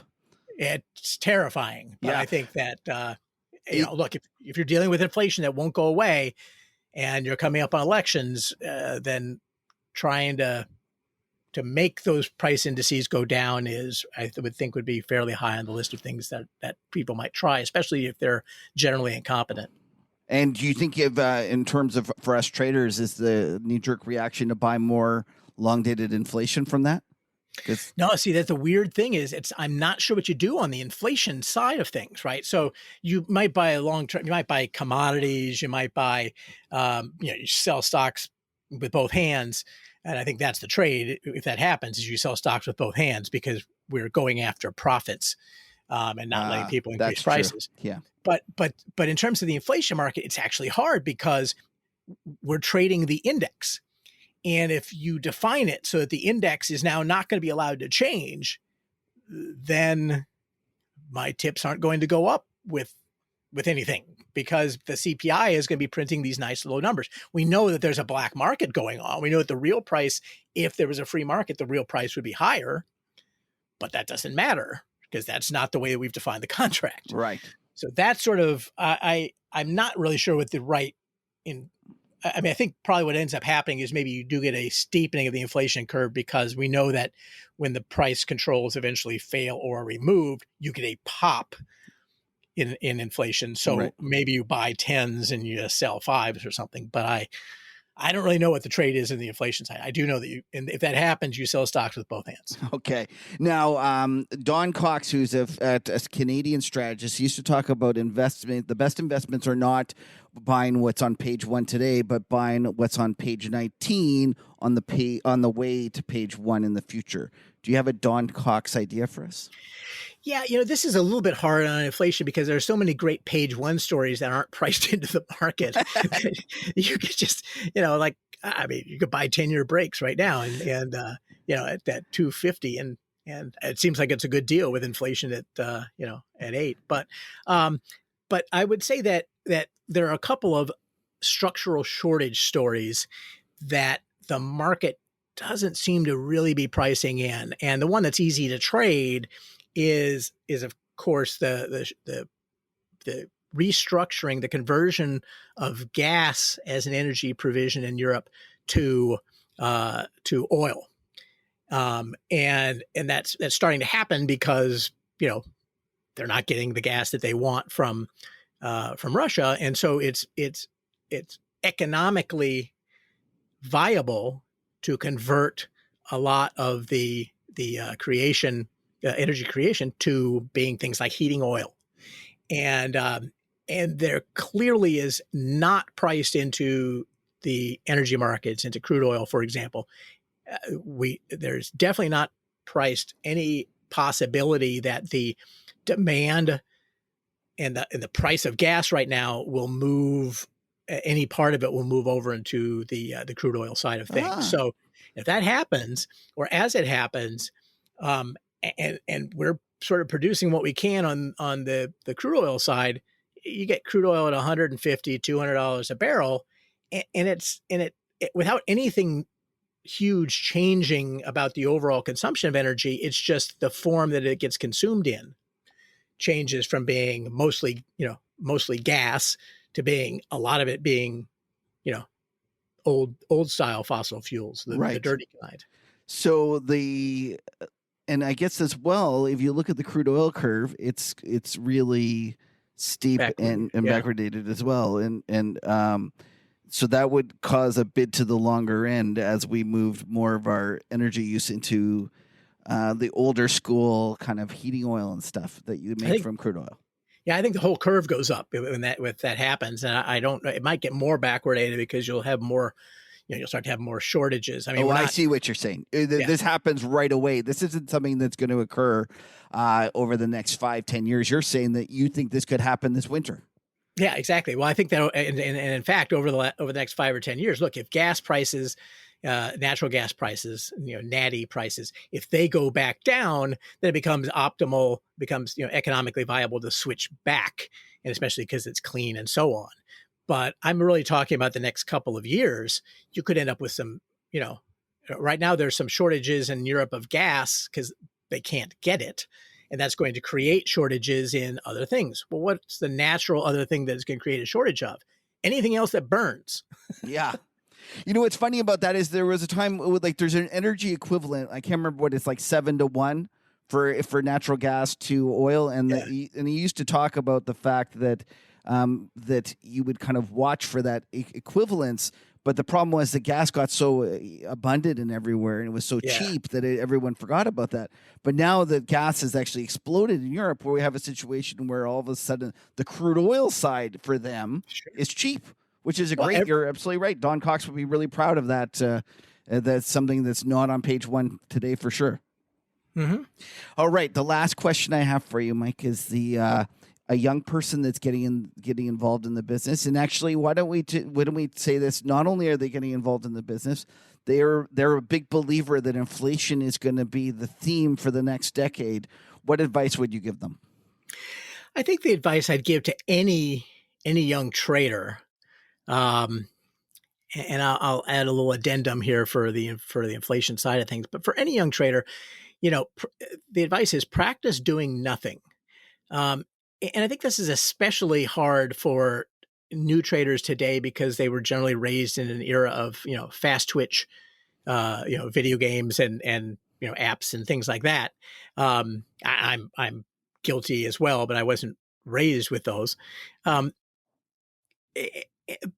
so you sit down at the trading terminal and you'll want to do something, and it feels like the market's about to go up, so I'm going to buy, and it feels like it's going to go down, so I'm going to go sell. And it's an old rule that 90% of your trades produce nothing, and 10% of your profits, all your profits come on 10% of your trades. And the trick to becoming a good trader is ignoring the 90%. Okay. And so, all the good traders that I have known didn't do anything. I mean, they sat there for sometimes days on end doing nothing and waiting until the setup was right, waiting until they couldn't keep themselves from trading. It was so juicy that they just couldn't miss, and then swing at the fat pitch. But it's really hard to do. One of the things that I used to do, and I kind of do it automatically now, but I used to do it physically on the trading floor, and it always made people laugh. If I look at a chart and I think it looks really bullish, I will turn it upside down. And on the trading floor, I would actually literally just kind of bend over backwards and look at the chart. And if it still looks bullish, then it's me that's bullish. It's not the chart. And you'd be surprised how often that happens. You turn it upside down. On one side it looks like a breakout, and the other side looks like it's oversold. I did not expect that line. That was really funny. But it's true. I mean, it really is true that, you have to be able to diagnose yourself. How much of this is me wanting to do something and take action, having a bias towards action? You need to have a bias towards inaction if you want to be a good trader. And the addendum for the inflation, for the inflation trader is that you need to go and understand. You need to have a curiosity about how prices are set. And so when I meet somebody new at a party and I ask them what they do, and they say, I run a company that does short haul trucking to the ports. I'm like, oh, that's really interesting. How are you having trouble finding drivers right now? How do you compete for drivers? Do you compete against the long haul truckers? And have a real curiosity about that because understanding how people think about prices and how businesses think about prices is I think it's part of the fun of doing it, but it also helps you understand how all the pieces pull together. So that's great advice. And that trading line, I'm putting that into my Oh, good. kind of vault of great stories, because that is awesome. Okay, Mike, so we're at the stage where we're going to tell everyone about you, but we're going to do this in two pieces because you very much have two separate businesses, and I want to make sure that people understand the different pieces. First, let's start with your institutional type role, and this is what you do at Enduring. So why don't you explain to people what Enduring Investment is, what you do, and how the kind of institutional people might want to reach out to you? Yeah. So Enduring Investments, I like to describe it as, we founded it originally to be sort of the Memorial Sloan Kettering for inflation. So we diagnose and treat inflation-related problems, and so we do some consulting with corporations. I did a project for an industrial laundry company not that long ago that was trying to understand how their wage inflation evolved and how to hedge it. But we also manage money, and in fact, that's sort of the fun part. Is you want to, we have a fund right now, for example, a private fund that just very simple, just aims to track monthly inflation, which, since there aren't any inflation futures, you can't really do easily. And so we have a fund that does that. We have a strategy, which is not yet a fund, to hedge Quebec retiree inflation. We've developed all kinds of different methods and ways to access non-headline inflation or nonlinear inflation. I talked earlier about an synthetic inflation option. And the bottom line is we've got way more ideas than we have partners and capital to go and deploy all these things, because we spent 10 years. I spent 10 years developing all these methods, and nobody cared. And so now people care, and we're busy looking to deploy them in the right places to the right people. And people can go to enduringinvestments.com and fill out a contact form, or just write to me. The easy way is inflationguy@enduringinvestments.com is probably the easiest way to do that. Okay, and which brings us to your second part of your kind of side hustle, as we call it, Inflation Guy. Why don't you tell people what you do there, and for the retail folks that might want to subscribe or to learn more about your stuff, where can they find that? Yes.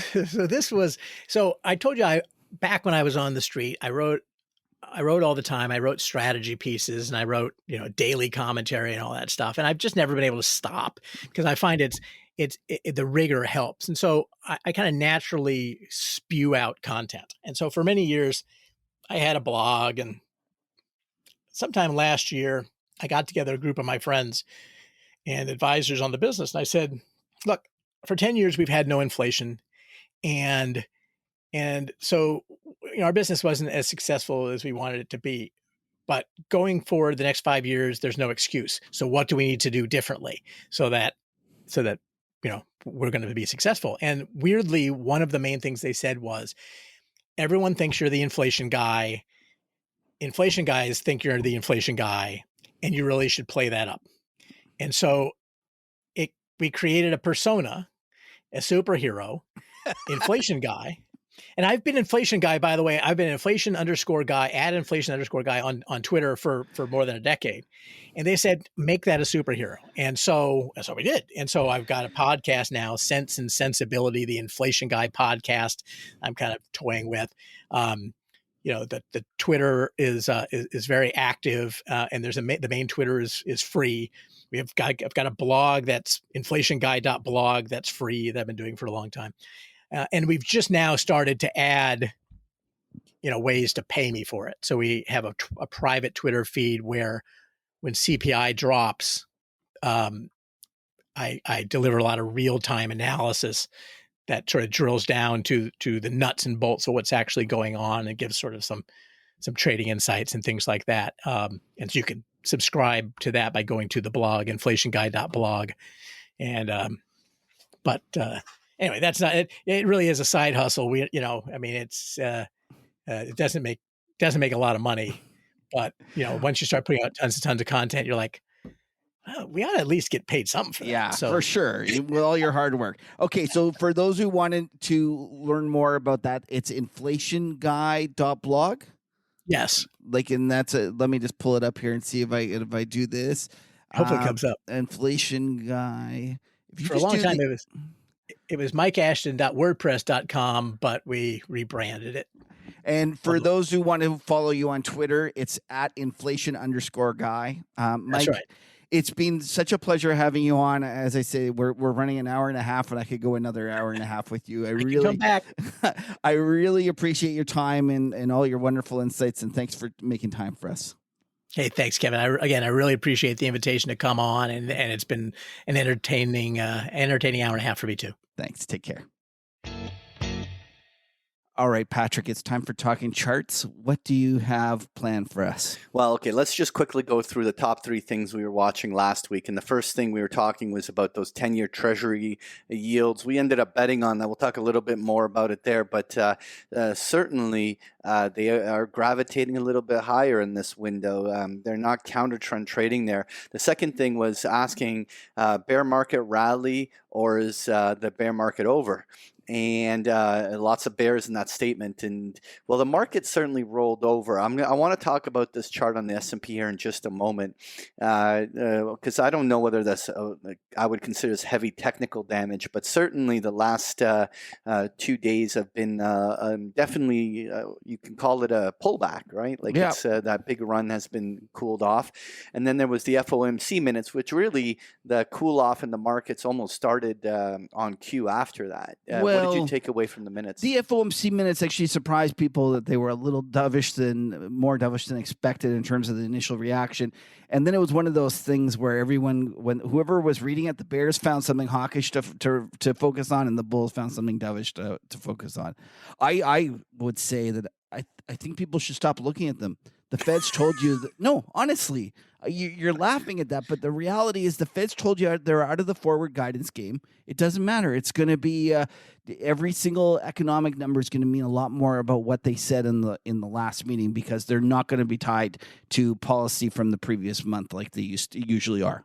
Well, there you go. You heard it right from Kev. It makes sense, though, what you're saying. So anyway, the top 3 things to watch this upcoming week, we have the preliminary GDP numbers, and only think it's relevant because it will once again start up the debate, recession or not recession. Is a definition of a recession what the government says it is, or whether the technical definition is true. Bottom line is I think it will be a focal point. You're probably right. It probably will. It'll be something people will talk about, especially in this summer environment when there's little to talk about. Yeah. The number 2 we have to talk about is that U.S. dollar. Yeah. Well, I'm not going to say much other than there's this person I do a podcast with that tends to slant U.S. dollar bearish, and it's not looking good for him right now. No, it's not looking good for him. That guy sounds like a real idiot. And he does sound like such an idiot. Unbelievable. No, but you know what? He just keeps banging his head up against it, right? What it is like he just needs to feel comfortable going against the grain of a trend. Like when everybody is consensus, he feels comfortable being on the other side of the consensus. And that causes a lot of pain. It causes a lot of pain. What happened in his childhood to make him like this is the real question. I have no idea. Yeah, it must have been horrific. But quite the breakout in the U.S. dollar. Now, look, has it made a new high? No. There's always a risk of a double top retest. There's always a rejection at previous highs. So I don't want to already goocher it by doing celebrating too much. But there's a couple of things on the cross currency side that are interesting. First of all, I'm a huge seller on the idea that the euro double bottoms parity, and parity is this magic number that ends up over the long term sticking. I think that now that we've reached parity, the likelihood of at least a temporary break below there, so that all the headlines across the entire financial press are anchored off of this big monumentous moment of the turn, even though they probably won't make a ridiculously big move below parity. But I think it will just venture down there there, like a turtle head below it for a little while, just to get that headlines out there. So I think I think parity gets broken. Did you see this tweet that Mac Ralph, who we had on the show, sent out about a company that he's aware that he knows in Italy, their electrical bill? Did you see this? So the electrical bill is usually 125,000 euros. Like, it must be some sort of manufacturing company. Yeah. And they had the actual bill that they included there. So this was for July of 2021. It was 125,000 euros or something of that order. Yeah. And then guess what it was July of 2022? Just take a guess. Million. Now, come on. Like, think about 125,000. If you told me 500, I would have been like, that's a lot. That's a big increase. It was like 950 or 975, like 975,000. So I was right, euros. $1 million. Yeah, I guess you're right. But I was like, that is insane. Right? Like, you know what? It's a good thing I don't do anything with numbers. With mathing for a living. Absolutely. Jesus Christ. But that's insane. Yeah. And you know what? I don't know how their economy is going to survive. Like, that's like, just stop and think about that. Like, I don't know how they're going to survive. They can't. You know, like, electrical, water shortages, all sorts of different things. Like, in Spain and in Portugal, they stopped selling ice in grocery stores. There was some sort of thing that they just said. I get it, because it uses energy to do that. So not just energy, but also I guess the water shortages. I don't no idea. Listen, I'm not going to get involved. So can I ask you a question?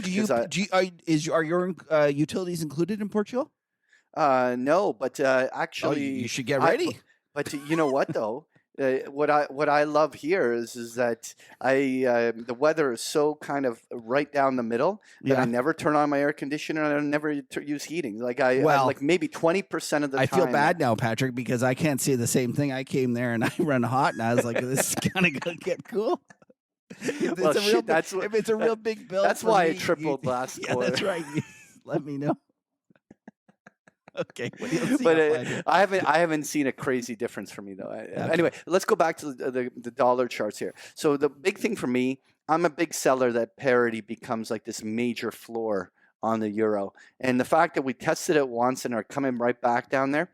Do we see 98 cents, 97 cents? I think it's a real possibility. With the weighting in the Dixie, that means we might have a break of 109 on the upside if that euro really follows through on that. Pound sterling right up back to the lows. Not only was the rally pretty pathetic, it didn't even make a higher high in August, but the selling has it just outright collapsing right back to its previous low. Like, it's ready to go to 115. You go to the US dollar yen, it didn't take long to crack 136 and get right back going. And like, we could see 140 to 145 on the upside of this move. I'm not trying to already get things, but like the part that puts it all together, Kev, is everything that typically behaves opposite to the dollar in the risk-off cycle and all these cross-currencies, gold, Bitcoin, you name it, everything is lining up in correlation. In other words, everything is confirming everything. Like, it's not that one currency is kind of causing the dollar to tick up. Well, there you go. I'm not going to argue with you. Like, the Australian dollar breaking thing. Bitcoin with almost a 2,000 point break, ready to break to the downside. Ethereum getting slammed. Gold getting slammed. It's the U.S. dollar up, and all of those kind of cross currency or currency style commodities like gold, all behaving exactly like you would have expected. Well, and this is one of the reasons, Patrick, that I'm always hesitant to be too much of a U.S. dollar bull, because extreme U.S. dollar strength sucks the oxygen out of the room, and ultimately, it's not in anyone's interest. I agree. And it wasn't everyone's interest earlier not everyone's. It was in the United States' interest earlier when they were trying to get inflation down, and there was a lot of issues in terms of that. So I think that they welcomed the stronger dollar. But I suspect that if this continues, this will be a worry for Fed FOMC members and also Treasury. Was it our milkshake man friend Brent Johnson's milkshake theory that that the dollar loses its reserve currency status from being too strong, not too weak. Was it might him be. That sounds or like something he would say. right? Like, Yep. like I'm trying to think if it wasn't. No, I apologize. think you got that right. I think you got that right. But yeah, there's a couple of people like that where it's like everyone was saying that the dollar has to collapse in order for this, global control to break. But could be the opposite. It's like everyone says we can't do this. We can't peg against the dollar when the dollar, or we can't trade using dollars when dollars are so scarce and cost so much. I will say one thing, Patrick, and I know I've kind of been harping on this, but I'll harp on it a little bit more. FX trading is getting interesting again. Oh yeah, people should definitely be going. And if you've never gone into FX trading, time like when we were running this show where like every one of our listeners would grind me, including you, for like giving a shit about the dollar. It's amazing how times. Yeah, it's actually like you almost knew something.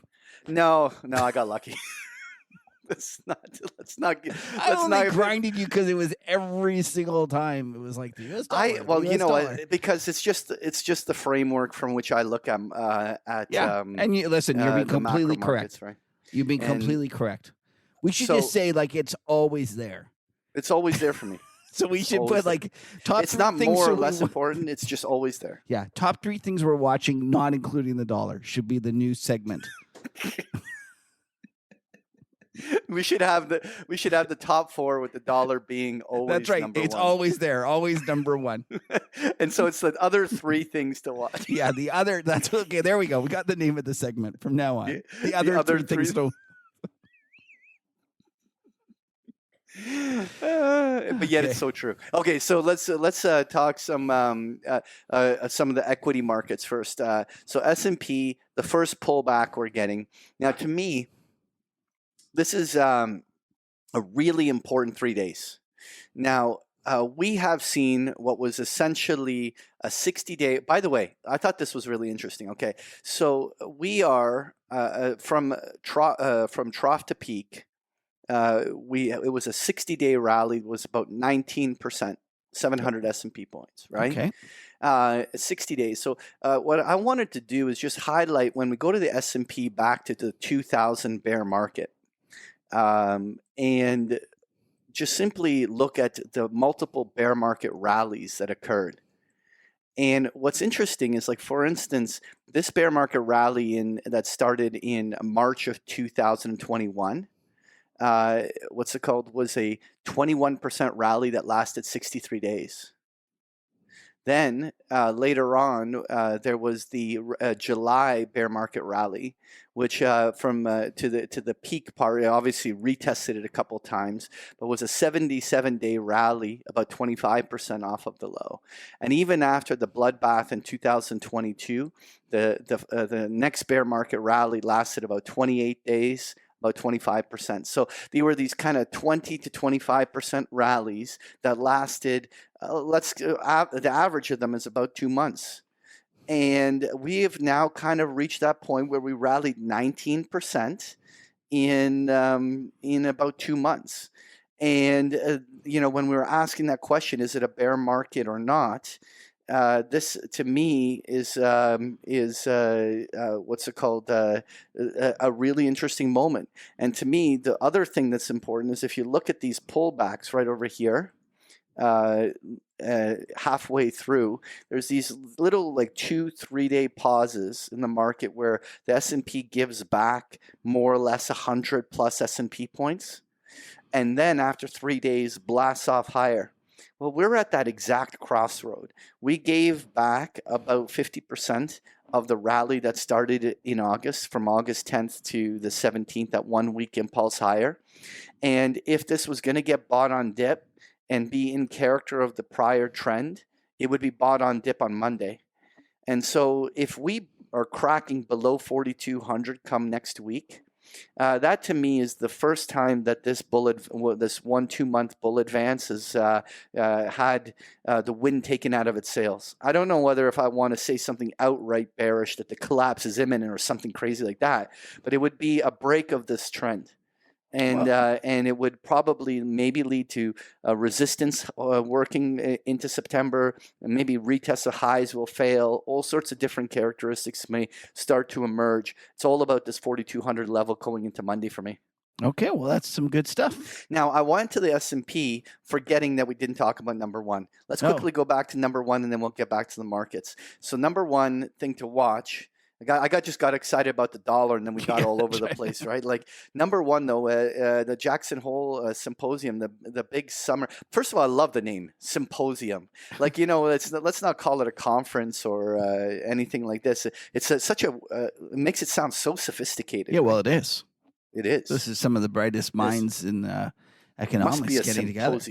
Yeah. We should have a market huddle symposium. I think so, because we have the smartest listeners out there. That's right. Instead of a piss up, we'll go from a piss up to a symposium. The piss up symposium. Yeah. We can have both. There you go. There you go. Now you're talking. Are you watching for anything in the symposium? Listen, I think the market is getting very nervous about the fact that financial conditions have loosened, and they are assuming that Powell will push back against that. I would argue that even that's why we're down over the last few days, and that's why the dollar's rallying. I think the market's getting positioned for that outcome.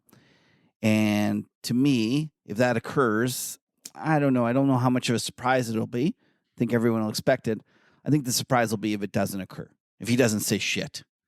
Mm-hmm. And that's, to me, where the opportunity might lie. There you go. All right. We'll certainly be watching. And guess what? We won't be there to comment since we're taking a couple weeks. That's right. We're just going to claim we knew exactly what was going to happen after the fact, because we're going to be looking 2 weeks back. See, we knew that was going to be. Well, anyway. Not only that, it won't matter compared to what the dollar does anyways. Yeah. All right. So let's talk a couple of things. And then we'll get to what I really want to talk about is this Bed Bath & Beyond. But let's first take a quick peek at some of these things. So by the way, so the NASDAQ and the Russell both turned almost, to be honest, it's almost the same charts as the S&P. I don't think there's anything new to add to any of these. What is interesting to me is that we have not yet seen the VIX spike. So while the selling seems to have come in, it certainly has not resulted in everyone rushing out to grab hedges and jump premiums up. Do you find that interesting? Or you just don't give a shit? No, because I respect your view. I like the call about next week about the 4,200 being important. But if I step back and look at the S&P chart, and everyone's, talking about all the bearish developments, I'm like, that thing's just been going up for what, 2 months or a month and a half?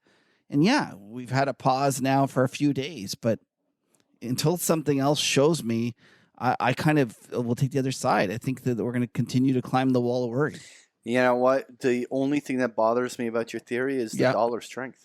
Oh, listen! You talked about the oxygen being sucked out of the room. Listen, it's in the middle of a bear market. Yeah, a good point. And the thing is that do you really want to stick your neck out? Equities are going to run in that environment. You basically have to be fading the dollar move at this moment. Well, yeah, but I don't know any idiots that do that. No, but one of the things I will tell you, Patrick, is I feel a lot more nervous if there was all sorts of people telling me the stock market was going up. I don't know anyone that's telling me the stock market's going up. Yeah, I listen to Bloomberg. Bloomberg is I can't watch CNBC, and I listen to Bloomberg, and they do a great job of the previous day's guests. They take out all the sound bites and they put them in at the beginning of the day. They'll kind of show you what everyone says, and everyone is bear market rally, bear market rally. It's all I hear from every single guest. Nobody believes. Everyone is just gingerly buying, because they have to. But the reality is that they're all scared. Nobody's coming out and saying this thing's going higher. You want then what I think is a much more reasonable compromise then is, what if the scenario happens where the market breaks on the downside just to get everyone riled up about the downside break, then it slingshots back up to the highs. and rolls over to give everyone, no, here's the break again. And suddenly we find ourselves going into the frickin' election and, going through October, and the market is literally at the same price we're trading at today. That could be. And just two massive fake outs to the downside, and exhausts everybody who is so enthusiastically sure that the break is happening here and now. And suddenly, but you know what, the way I also look at it though, Kev, if everyone was so sure the market was going to break on the downside, why are volatility premiums not higher? Why is there not a steeper skew? Why is it not showing the fact that everyone's grabbing on huge bets? Okay, so I have a theory about this. It's because they're not as invested as they usually are. So when you're fully invested, you need to go out and pay for premium. When you have a high cash, if you're counting on cash saving you because you've sold a lot of stuff, there's no reason to go out and buy puts. Now you and I we like to go. There has to be a buyer for every seller. No, I get it, but I just think that there's somebody's holding this shit. Yeah, somebody is holding a lot of shit, and the thing is that there is no way that you, like, I don't have the margin chart, but there's no way that huge amount of leverage that was put on between 2020 to 2022 has been unwound from all that extra margin leverage. Like I don't know, and some of that is like the meme stock shit and stuff like that. I don't care about that. I just know, like, I like to think about the real money. Like, let's forget about all the crap, like, that they jerk around. Let's talk about the real money. Like, you go and think about, like, what pensions, how they're set up and stuff. I think across the board, big money is underinvested in the stock market. They've priced in a recession. They're hanging tough. They still think it's coming. The yield curve's telling them that's the case. They're not, and the reason that they're not reaching for protection is because they're underweight stocks. And that's so you asked me for my theory about why vol wasn't bid up. There's my theory. It's because the people are underweight stocks already, so there's not as much need to buy vol. Could it not also create a scenario though, Kev, where everyone is therefore positioned for the market to head to 3,000? So then the real pain point is the market blowing through 3,000, and then everyone starts puking it out like there's no tomorrow. Like, I don't know. You just keep wanting to come up with the reasons for it to go down. Yeah, I do. I'm so bearish. I can't believe. I can't help it. I can't help it. I'm bearish. It's like I should be on Bloomberg with the rest of the. That's right. I'll tell you, this is what I think.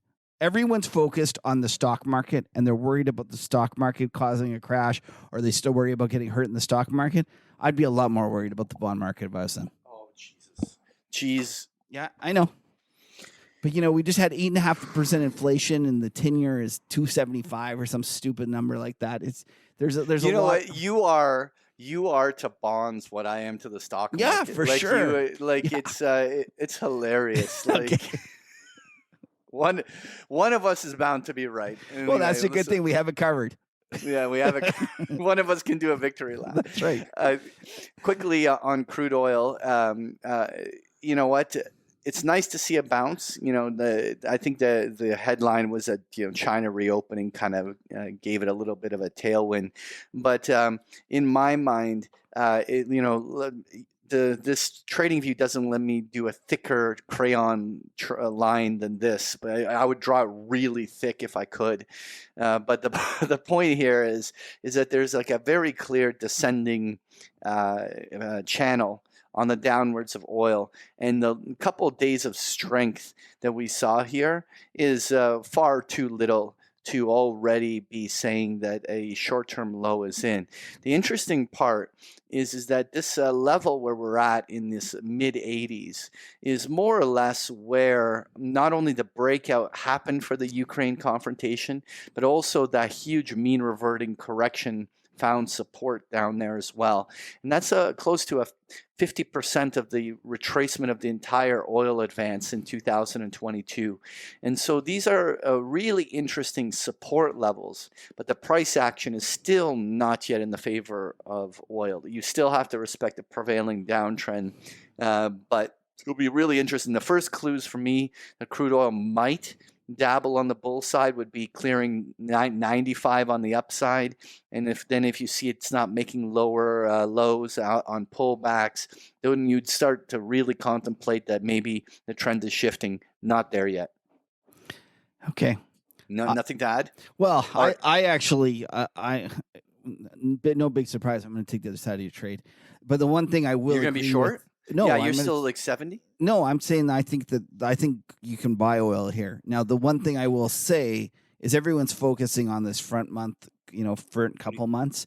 I don't want to trade that. There's like a huge it's. Where are you in 2023 already? Well, I went and bought every year out. I did I was like, okay. Oh, you went and bought the entire. I bought strip? the strip. I didn't buy every month. The decade strip. You bought the decade strip. I didn't do the whole decade. It gets kind of thin out there, but it's thinner than my hair out there, Patrick. No, but my point is that I think if you look at the longer term strips, like you look at December 2026, it's trading $68 or something. That's ridiculous. Yeah, I was talking to Cuppy. He's telling me that the Permian Basin, their break even is $70. So you're telling me that it's going to trade below break evens? I just don't see it, and I'm getting more and more bullish. So I did buy the backwardation being flattened is still a possibility. Yeah, so I don't want to go and buy the front month and ride that thing down because I could easily see you be correct, and we fixed the curve by the front month coming down 5 to 10 and the far months going up 5 to 10. Yeah. And so to me, I started with December 22s and then I just bought like a whole bunch of headed out that way. But I'm getting bullish. That's my point. Well, I think I'm getting bullish. So, and here, let's give you in a nutshell. I want to highlight one thing. Can I just tell you my bullish reasons? Okay. Okay. Let's think about everything that's gone wrong for crude. Okay. We've had the SPR release, one of the largest SPR releases ever. The whole time. Okay. We've had China lockdown. Yep. We've had global/US recession fears. All three of those, to me, would have collapsed oil. But they're in the rearview mirror. Yeah. Or I know they're not yet in the rearview mirror, but if you're thinking farther out, like if you're trading with a little bit of a time frame, we're getting to the end of those three influences affecting oil to the negative. So I look at it and I say they did all these three things happened, and this is all that oil went down. I'm shocked that it's not down more. Mm-hmm. And maybe I'm foolish and maybe I'm missing time frames and maybe it's really going to collapse a month from now and they're going to say, well, there you go, that finally kicked in. But to me, it just seems like with all those three things having almost all finished or occurred, and I could see surprises on all three on the other way, it wouldn't surprise me at all if oil starts to rip into the upside. And by the way, can we talk about this now, about Oxy? We could talk about, but I wanted to just make my little quick little thing on oil. So I actually agree with everything. I actually am very bullish oil in the bigger picture. But my framework that I bring to big picture trading and to my members is the idea that we love to technically trade fundamentally good things. And so what happens here is that I'm simply recognizing that the current uptrend or new bull phase has not begun yet. And so you are cherry picking and you're okay being early to this trade and you're willing to maybe endure some of this further retracement and maybe be down for a month knowing that you'll be fine a year out. But what I'm looking for is that moment where, look, the selling is now done. You've got the green light to try to catch the new trend. And so that's sort of where I guess we differ a little bit. What I'm looking for is that kind of technical indication that not only is the selling done and the major supports are there, but that the buying has actually begun. Get into that second inning of the game, but know that the front trend is your friend, right? That's amazingly articulate, Patrick.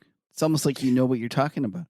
I try. Yeah. But okay, so let's talk about no, I'm just Oxy. kidding. It makes complete sense. And by the way, a lot of times when people disagree about trades, sometimes they're bull bears, but a lot of times people are just arguing about timing. And I think Yes. that's what you Me and you often articulate. just do that. Yeah, you're articulating it very well. You're just saying you could be right, Kev, but why bother? Why bother buying it now? There's no signs that it's moving. Why stick your finger and risk losing a finger? It's listen, probably wise. Probably, you know what? You should wait for me to sell it, and then you'll know that's the time. Let's talk about Oxy, the cagey old bugger from Omaha. He filed to buy another up to 50%. Wants to take it private, right? Well, no, not just 50%. I'm not that good at math, but I'm pretty sure that's not taking it private. Well, it starts that way. When you own more, when you own more than half of the company, you basically it gets thin. You can make lots of decisions. Oh, for sure. But my point is, here we have one of the smartest investors out there, and you guys can, say he missed it, say a lot of things about him, but this fellow. He has to trade with a longer term time frame, and he needs to do stuff when there's the liquidity for him. So he needs to fight against stuff. And so for like, if you look at Oxy versus the rest of the XLE, it's been going down the XLE's been going down for 2 months, or I don't know, maybe a month and a half, and Oxy's on its highs, right? Because he's buying it when he gets a chance. In the down market, which is what he needs to do. But all I can say is I want to be on the same side of his trade in terms of the sector. I don't want to buy Oxy with him because I think it's, unfortunately, him getting in and out. Why would I impose the same liquidity penalty on myself by tagging along with his trades? But if he's buying energy in this sort of size, doing it this way, I'm quite happy buying energy with him. And I love the energy stocks because I think the energy stocks reflect more what I'm wanting to express, which is out the curve, Patrick. They don't price off the front end of the curve. A lot of these price out. It's their forward discount of their future. To me, I just love I love Canadian oil sand stocks, and I know that's terrible. I'm a horrible human being and I'm going to ruin the planet, but I love them, and there's a bunch of names like that. I love Cuppy's drilling names and all those sorts of things. I think it's a great sector. And well, it's interesting. Like Tidewater and those other ones are starting to come to life. Valaris, those are those Cuppy's little babies. Yeah, they're great. They're great trades. They had a little bit of some of them like the Weatherford with everything else. But what I wanted to highlight, just to confirm what you were saying, is notice here that while energy makes lower highs crude oil is making lower highs and lower lows of those front month contracts. Energy stocks didn't notice. In the last 2 weeks, they've been going higher. Yes. And that's my point. And I think that's reflective of what I want to express in terms of the farther dated stuff. Yeah. All right. One thing on nat gas, and then we're going to, first of all, and then gold, and then we'll talk from there. First of all, nat gas. Is there such a thing as a triple top? Kevin? No such thing. So what's your feeling? It's going to explode. It's going to rip. Yeah, but I'm scared to Gucci. Well, of course it's going to rip. I don't own any of the strip anymore. There we go. Then it's fine. We're saying 11 then. Yeah. No, there's a couple of the measure moves I do up to 11 and a half. Like we'll see, but it's got to break that higher high. But you know what? No such thing as a triple top. Yeah. Like drum roll, please, as to whether this plays out. The other thing I wanted to highlight, we had talked about the dollar, but gold and silver really both giving some back. Now, I've been making the call with members that we were going to get the pullback, and the question only was for me, which was going to influence the degree of bullishness I lean toward gold, is actually the way gold behaves during this entire sell cycle.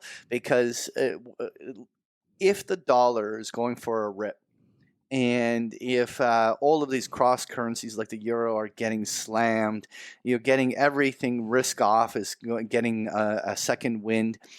If gold does not make a lower low in that period and holds the line, then that could become the bottoming formation for a fourth quarter rally. Now, I don't want to get excited about it yet. It's a wait and see. Obviously, we're clearly in a downturn, but it's one of the things I'm watching. I hope so. It's been so disappointing. I just don't even Those wanna who love talk it the about most have been disappointed the most, those and who therefore love it the least. no, those who know it best love it least because they've been hurt the worst. Great line, because it's so Cox. true, so That's, true. Yeah, Donald Cox. Yeah. Anyway, okay, so that's what I wanted to cover. Let's get straight to Bed Bath and Beyond. Yeah. Best Buy. That's the other BBY. Wow. Okay, so let's talk about Jake Freeman. Now, this 20-year-old kid. Oh, I yeah, am 20 years old, university student. Yep. At Southern California, borrows $27 million from friends and family. Now, Like, stop right there. Exactly. Stop the fucking press.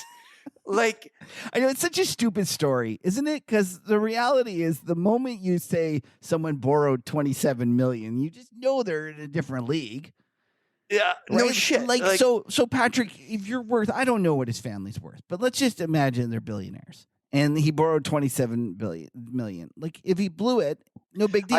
I think his uncle was like a huge pharma executive or something. I don't think it's a billionaire family. Oh, like, so like he actually, this was like a large but still, percent.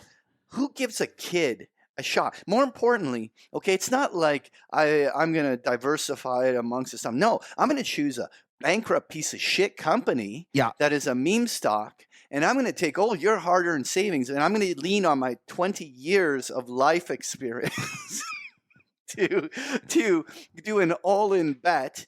And then the 20-year-old writes an activist letter.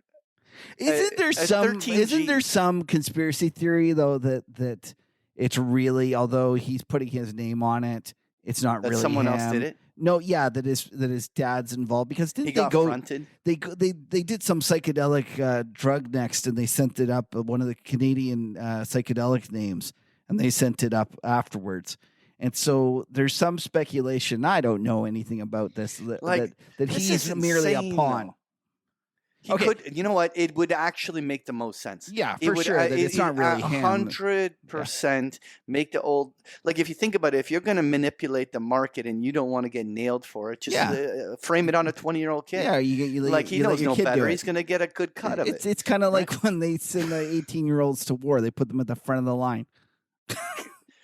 Man, okay, so let's talk about the stock. You're blowing my mind. It makes so much more sense now, actually, when you say it that way. So the stock, they were a top 4 holder in the company, the 4th largest stakeholder in the thing. Like, this is insane. I'm calling bullshit that it wasn't somehow orchestrated, and I don't know anything. I'm just speculating. It just seems like a rather imprudent bet if it wasn't the case. Right? It just doesn't seem to make any. Let's just put it this way. It seems like the most logical explanation is that there's more to the story from that perspective. But let's just talk about this stock, and let's talk about what it means for the market, because I think that it's really important. First of all, this stock, as you rightfully point out, is a piece of shit. I think during this whole period, the bonds didn't move. And they're, by the way, there was that comment of somewhere where. Oh no, okay, go on. Okay, go on. So the bonds, I don't believe ever moved. I think that they're like certain bonds they're well sub 50. I haven't looked at them. I'm relying on smart people that I follow that have talked about it, but the bonds haven't moved. Okay, so this company has too much debt. The reality is that at some point in the future, it most likely will be recapitalized, and what will happen is that the bond holders will become the equity holders, and the equity holders will, maybe if they're lucky, keep a tiny little bit, but it's going to be at a very, very low price compared to where it is now.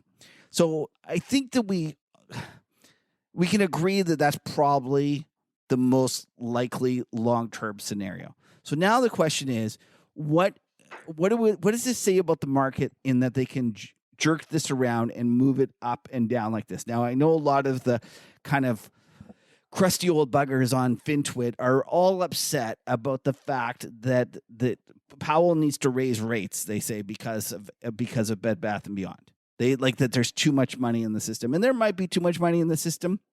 But I don't blame that as much as I blame this is a failure of the SEC. Yes. And that's really where I come down to this. I believe that it all started. I think all of this shit started when Elon Musk did 420 bid, funding secured, and basically nothing happened to him. And then all these people just realized, holy shit, I can't believe that they did this, and I can go say stuff. Because if I'm not mistaken, didn't the fellow Ryan Cohen that's at the center of this thing, didn't he advertise the fact that he had bought a gajillion options on this, and then ran it? And then strikes. I don't know if I have these facts straight, but if I do, it's kind of a genius move. There's two ways you can file at the SEC. You can file electronically. And when you file electronically, I believe it's almost instantaneous that it becomes public. But you can also file by paper. And if you go look, and I think you can Google SEC filing paper, and you can see who sent it in. And I think the reality is that he put it in that day, and it doesn't get done till the end of the day. It doesn't get processed and put up there till the end of the day. And then the really funny thing was that there were some people, like serious people, actually trying to say that he had filed this and that he wasn't going to sell anything. He's just filing it just in case. And if you want to, go Google or go onto Twitter and go to one of the this fellow that's by the name of Efficient Market Hype, EFFMKTHYPE. And you know that Spanish comedian? The fellow that died that everyone always the Bunds trade, they always make memes of it and stuff. He made the greatest the Spanish comedian kind of overlay that it can ever that will ever exist. Like, it's apart from the Bunds, which was number one because it was the first. This is the next best one, and it just goes to show you that these people that actually thought that Ryan Cohen wasn't going to sell it and he wasn't in this just to make a buck. It's just fascinating. And people convince themselves of what. Oh yeah, like this was like a religion. But what I find most interesting about this, Patrick, is that a year ago, this would have gone on longer. The right tail would have been scarier. You know what I mean? Like we would have. It was at 30. It would have kept going, and it would be 60, and everyone would be scared.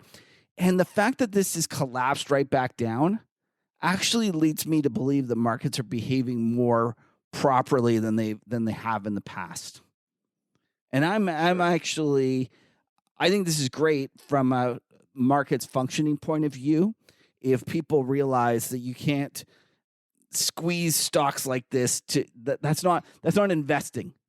Like that's not an investment strategy. That didn't stop Freeman from unloading. Yes, but okay, you're absolutely right. Freeman and then the redheaded kid made a fortune. Well, Freeman is the redheaded kid. Is he? Jake Freeman. That's the Ryan Ventures. The redheaded kid was the kid that sold 9.5 million shares.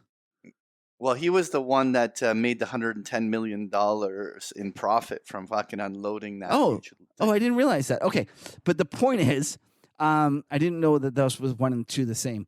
The point is that they sold it, and now when the next Messiah comes and says, "Hop on," I'm not going to sell. No one's going to believe him. Yeah, and that's really what I think you need to have happen. I'm dying to find out whether there's going to be an investigation in this. Oh well, there should be. Well, there's going to be an investigation, but whether someone gets actually clipped, like whether they're going to bust shit or put someone in handcuffs, who knows? My suspicion is that all these things always take longer than we expect, and it'll be something like a year and a half from now. They'll do it, and we might even be in the midst of a bear market by then, because that's in essence when they have the courage to do it, when the public is screaming for someone's head. And I think that's going to occur in lots of different ways, and like it won't be just BBBY that there'll be more enforcement from the SEC. I still think there'll be a lot of them. I took a little stab at the BBY. You remember that? Yeah. So you want to talk about that? Yeah, well, For those who don't know, I- Patrick sold. He phoned me up and on the first day when it was way up there, $30. You told me you had sold it's on its way through. Yeah, you had sold the 45s. 45 of this week call, Yeah, and you had sold it I short. clipped And I was myself like, a buck 40 for expired today. It's and I'll tell you, you weren't alone. I didn't There were sleep some other well. very smart guys that I Yeah. don't have their permission to say anything, so I won't. But there's other smart guys that were definitely on the same side of the trade as you. Like I figured like even if it blew through 45, that it was going to drop back underneath. I'd be well. You know what? You don't know. I could have lost a lot of money. I won't lie. Like it could have been ugly, but I'm just happy that the right tail I just based is being on cut off. Yes, And that's what that's to me the lesson that's occurred here is that the right tail is no longer quite as scary as it has been in the past. And not only that, all these bag holders, all these baggies, they're just like now they're gonna have less money for the next one. And you think that they would learn. You would think. You would think. Okay. All right. That's it. That's all we got. So let's get on to skin in the game. And, there we go. So you clip me again. I know. Like, you know what? I feel like it's one of these drawdown sequences and a bad thing. Like probabilities are close to 50-50, but I've got that losing trade after losing trade after losing trade. And it's like now the psychology of the trading is getting in. I almost want to start reduce my bet size. You should do that. You should have done that. Or should I martingale it? I'm freaking going to go martingale. See, you were. That's what problem. You were martingaling it. You were going crazy that way. But you know that now I'm going to bet 2 points, and and then you're going to win. Happen, right? You're going to win. Okay, let me tell people first of all what the bet was.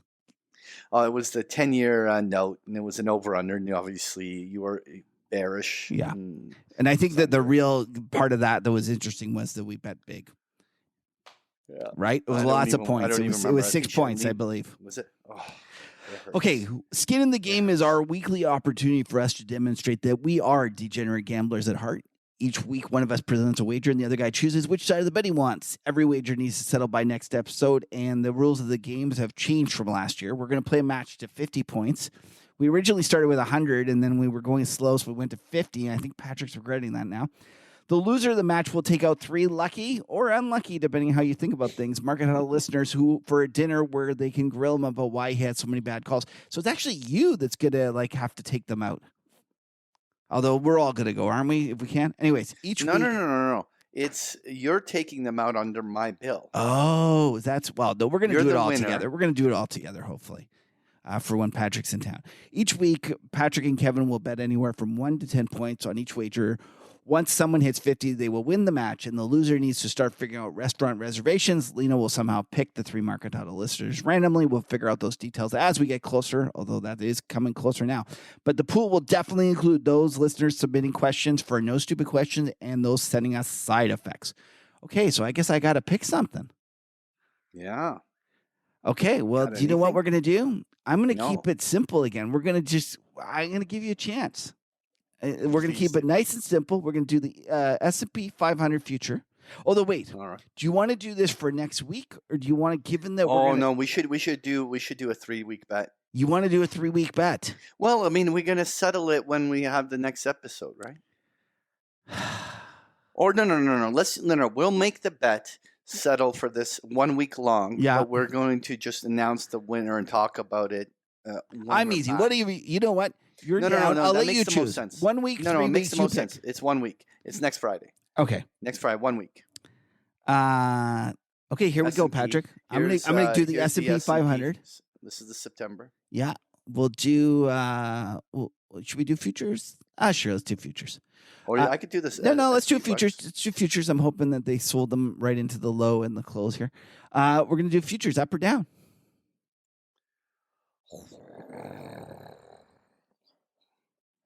Damn. It's funny how he was so bearish. He was like talking all this bearish. No, but I think the 4,200 is going to hold on the first bounce, and that means by Friday we could be actually. Do you want to go 3 weeks? Like, is it you want more time? I will take the downside if you go 3 weeks. Okay, you're done. 3 weeks. Okay, so we are betting for the 3 weeks to the 9th. Yeah. So the closing price on Friday, September 9th, Yeah. when we're on the episode, is it above or below 42.30? Yeah. We're going to use SEP future. The September futures, which will actually just be rolling at that time. Yeah, it doesn't matter. We can look them up. Well, it'll still be trading, so we'll be fine. Yeah. Okay, so 42.30 up or down. I'm taking down, but let's talk points. I'm ready to do another 5. I'm not going to trim the bet. For 3 weeks, it gets 3 weeks worth of points. 5 points, I think, is reasonable. I'm not going to listen. I feel like I'm up, and I can't not give you the chance to win it back. So I'll do it. 5 points it is. Okay. And by the way, the fact that you're already at 19 tells me we should have played to 100 because, we're going to be at 50. Well, we'll see when we get there. Actually, it might if we slow bet it a little bit. You'll be there by Christmas or something. Yeah, we'll see. Christmas dinner. We'll play it by ear. All right, 42.30, Lena. On the S&P. Is it 42.30 even? Is it right on the? Well, we're at the time it's still moving. We if you want, it's right now 42. Let's use there you go, 42.30. Okay, 42.30 even. We're gonna just do that. Yeah, we'll just do that. It's right there. All right, time for talking. No stupid questions, and you and I are gonna take turns reading it. Actually, I'll read them. No, you just read them. Okay. Yeah. I won't be able to do it in my sexy Lena voice, but I'll try my best. Hi guys, love the show.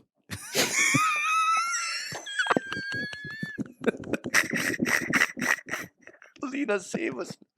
Market Huddle is the #1 on my list of podcasts to listen to each week.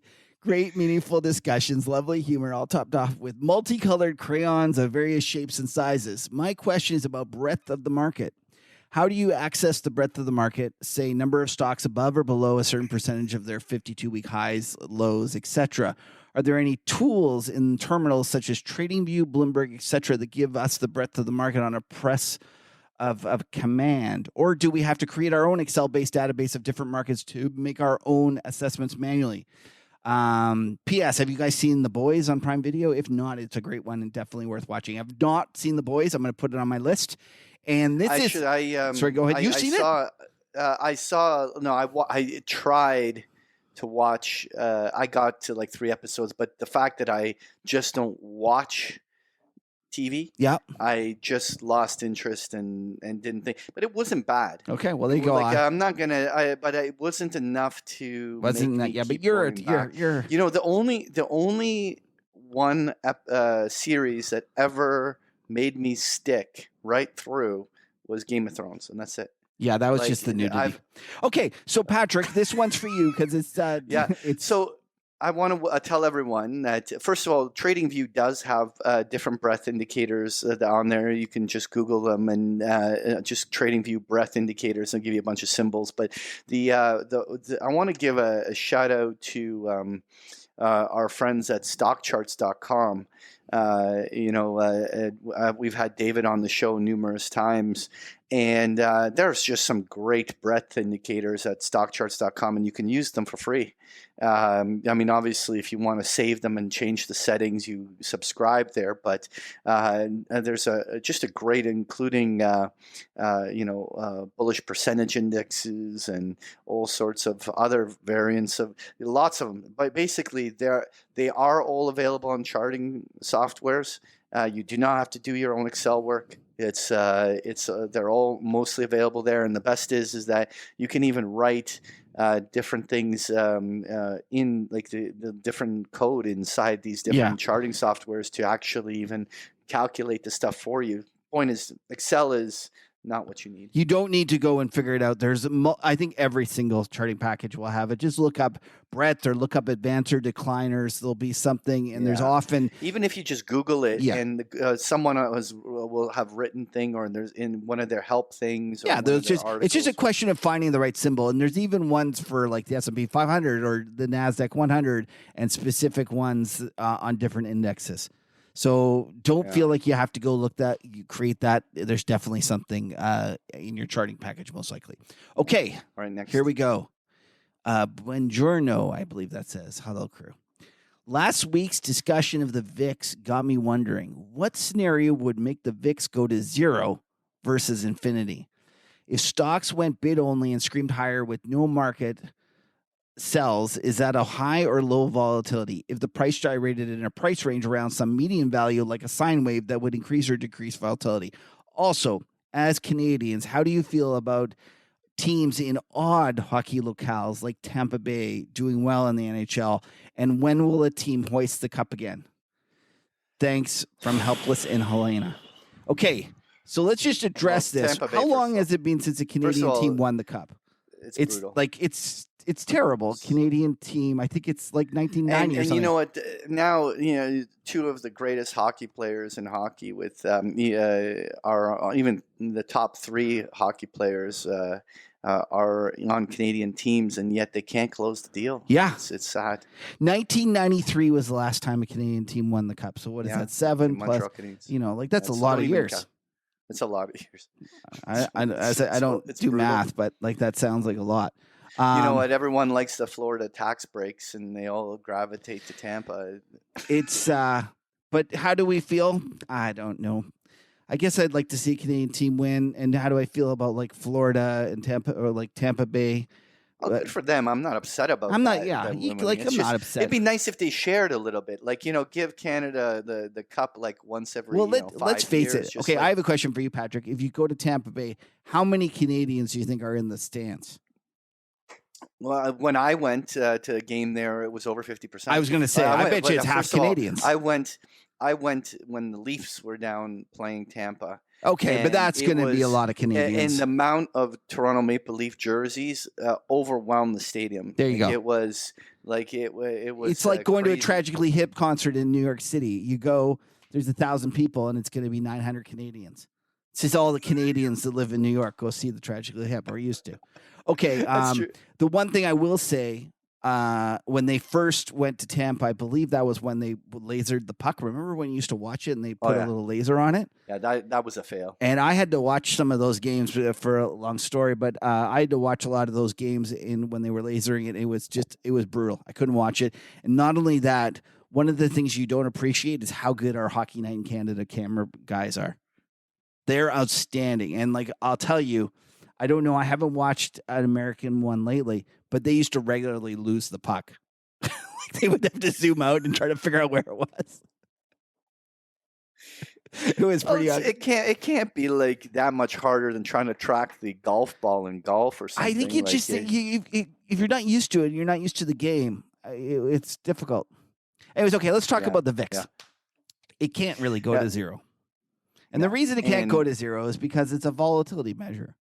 And volatility can't be zero. I guess the only way it can be zero if it's halted forever.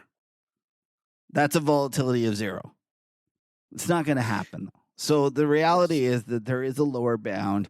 I'd be surprised if we ever broke the lower bound of the volatility that was right in front of the VIX Armageddon or whatever. VIX. Yeah, like when it was down in the 10 to 12. I think it was 8 or 9 or whatever. Oh, now we got to look here. Hold on a second. But I don't know. Maybe I'm talking about real. You're right. It did go single. It was single because that's what I realized is it wasn't hard for it to double because it was already single. So it can't go to zero. And then the next kind of implied question is, if it was like here the low was 8.56. Okay, and then in terms of the question about it moving around versus just not screaming higher, but going higher at a regular clip. One of the things that's difficult about the VIX is that the VIX is not what's known as realized volatility. It means it's not the volatility that was in the market. It's what the market is anticipating that realized volatility to be over the next 30 days. Yeah. So it's almost a sentiment gauge, not a sentiment, but it's what people are willing to pay for it as opposed to what the market actually does. So when the listener asks, like if it goes around in a sine wave and stuff, it's more what people expect the forward volatility to be than the past volatility. And so that's kind of the answer to that question, is that all those kind of hypotheticals that he or she postulated about, it doesn't really matter because it's what the market is expecting as forward vol. Okay, let's go to the next question. Yeah. Let's do it. So hello from the dumb log truck driver. He's back. Yeah. Okay. So how do logs stay in the load? I don't know what that means, but we put them how do they stay on the back of the truck? We put metal cables. I guess this is me. He's written back because I wanted to know more about this. We put metal cables around the logs to hold the bundle, and then there's a 1/2 inch or 2 inch strip that the logs sit on so they don't slide off the frame, and the weight helps keep down the load. I don't know, but that doesn't sound very safe. I'm not going very close to these guys. And it's all physics, dude. It's all physics, dude. That's what the truck drivers say. It's all physics, dude. It's all right. Dude. You don't lift, dude.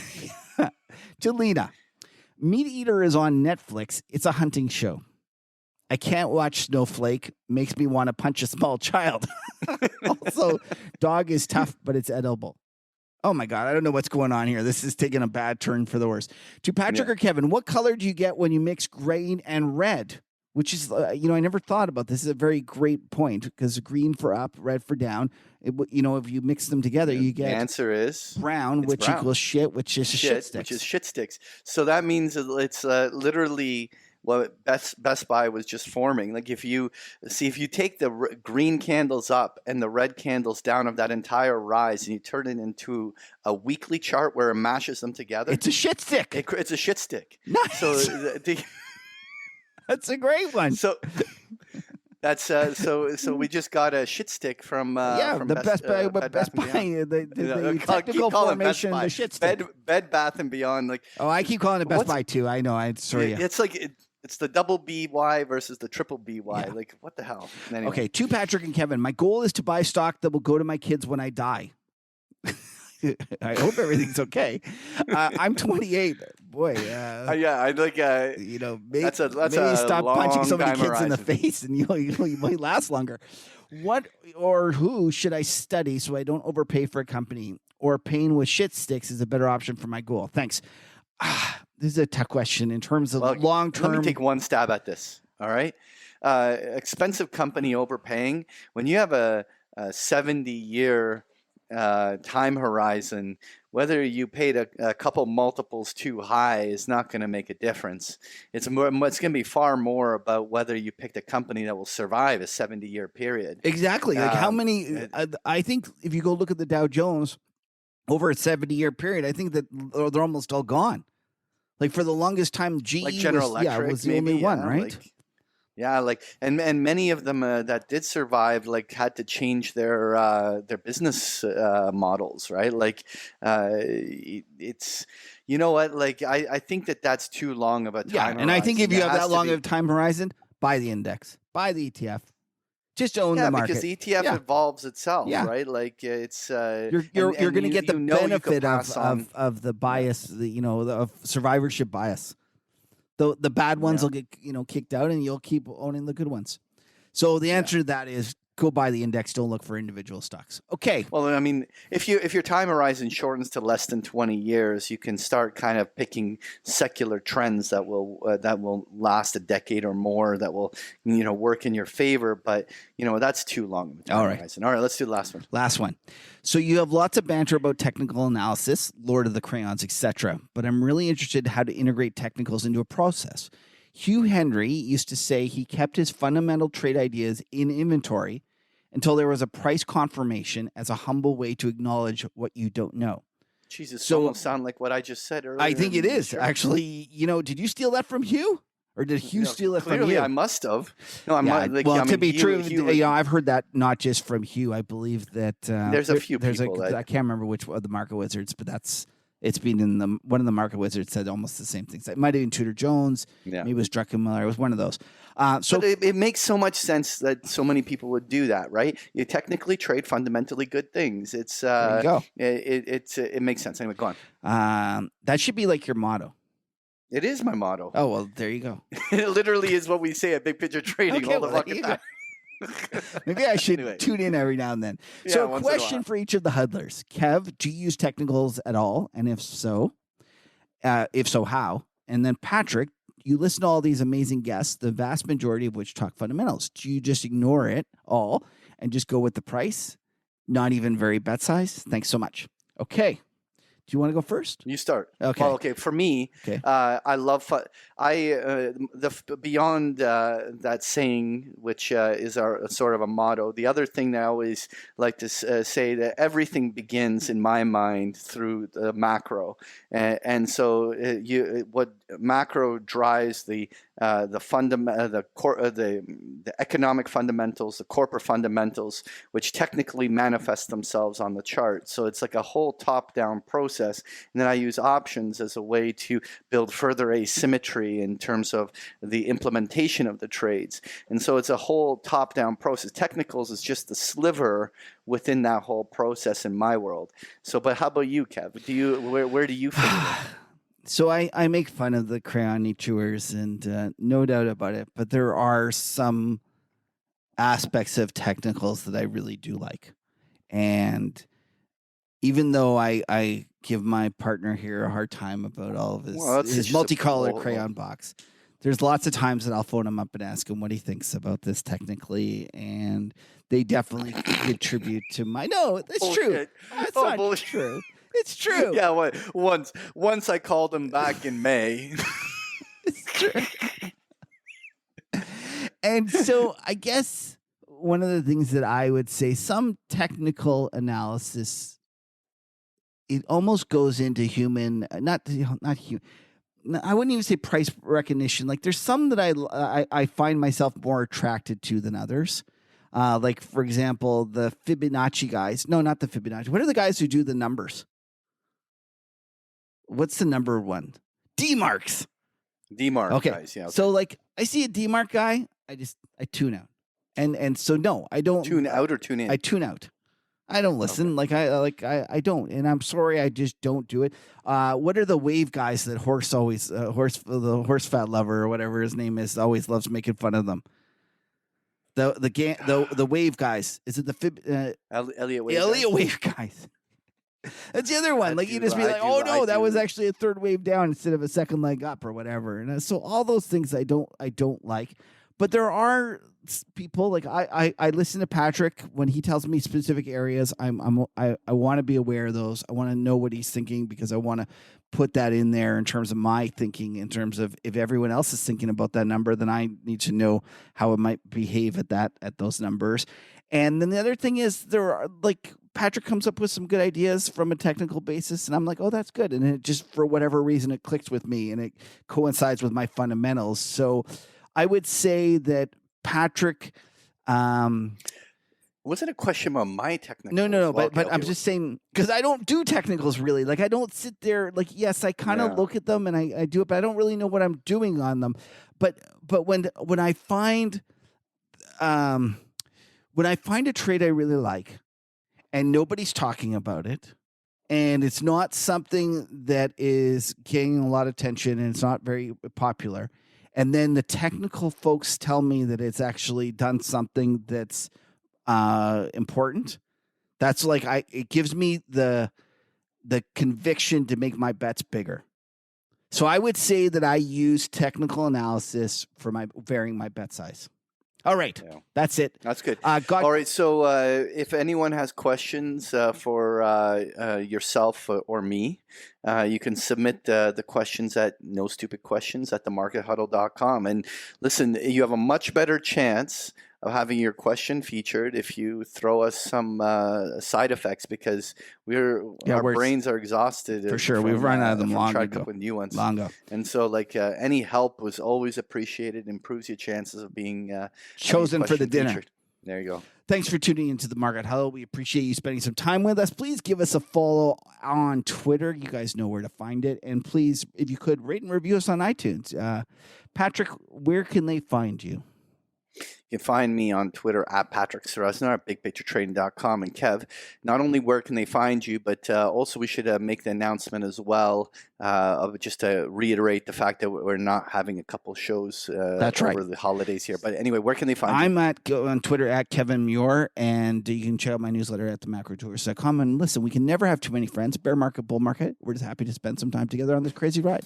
Now stick around for the after show.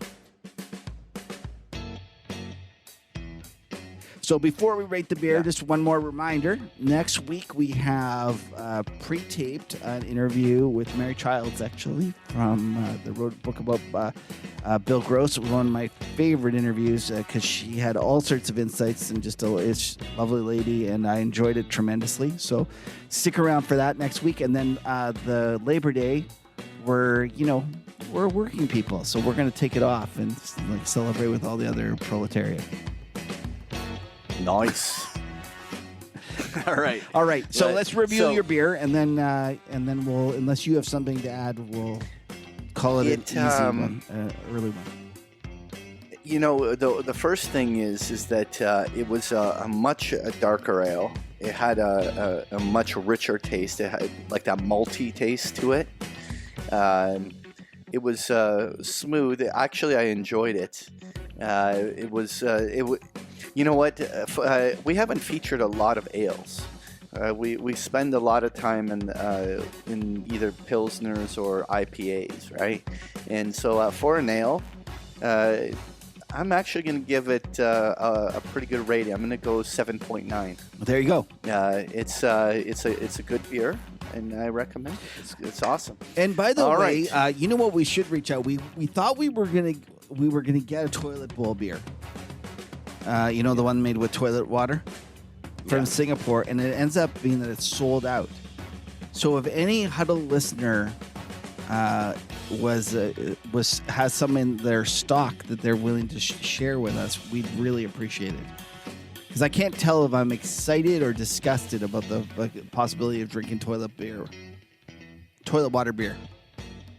How about you? I would have tried it. Listen, we're gonna get this. We're gonna figure it out. So if anyone that can, is it Singapore That's or it. Hong Kong? Even if I have to make it at home, I will try toilet water beer. This is my special brew. Even I will make this happen.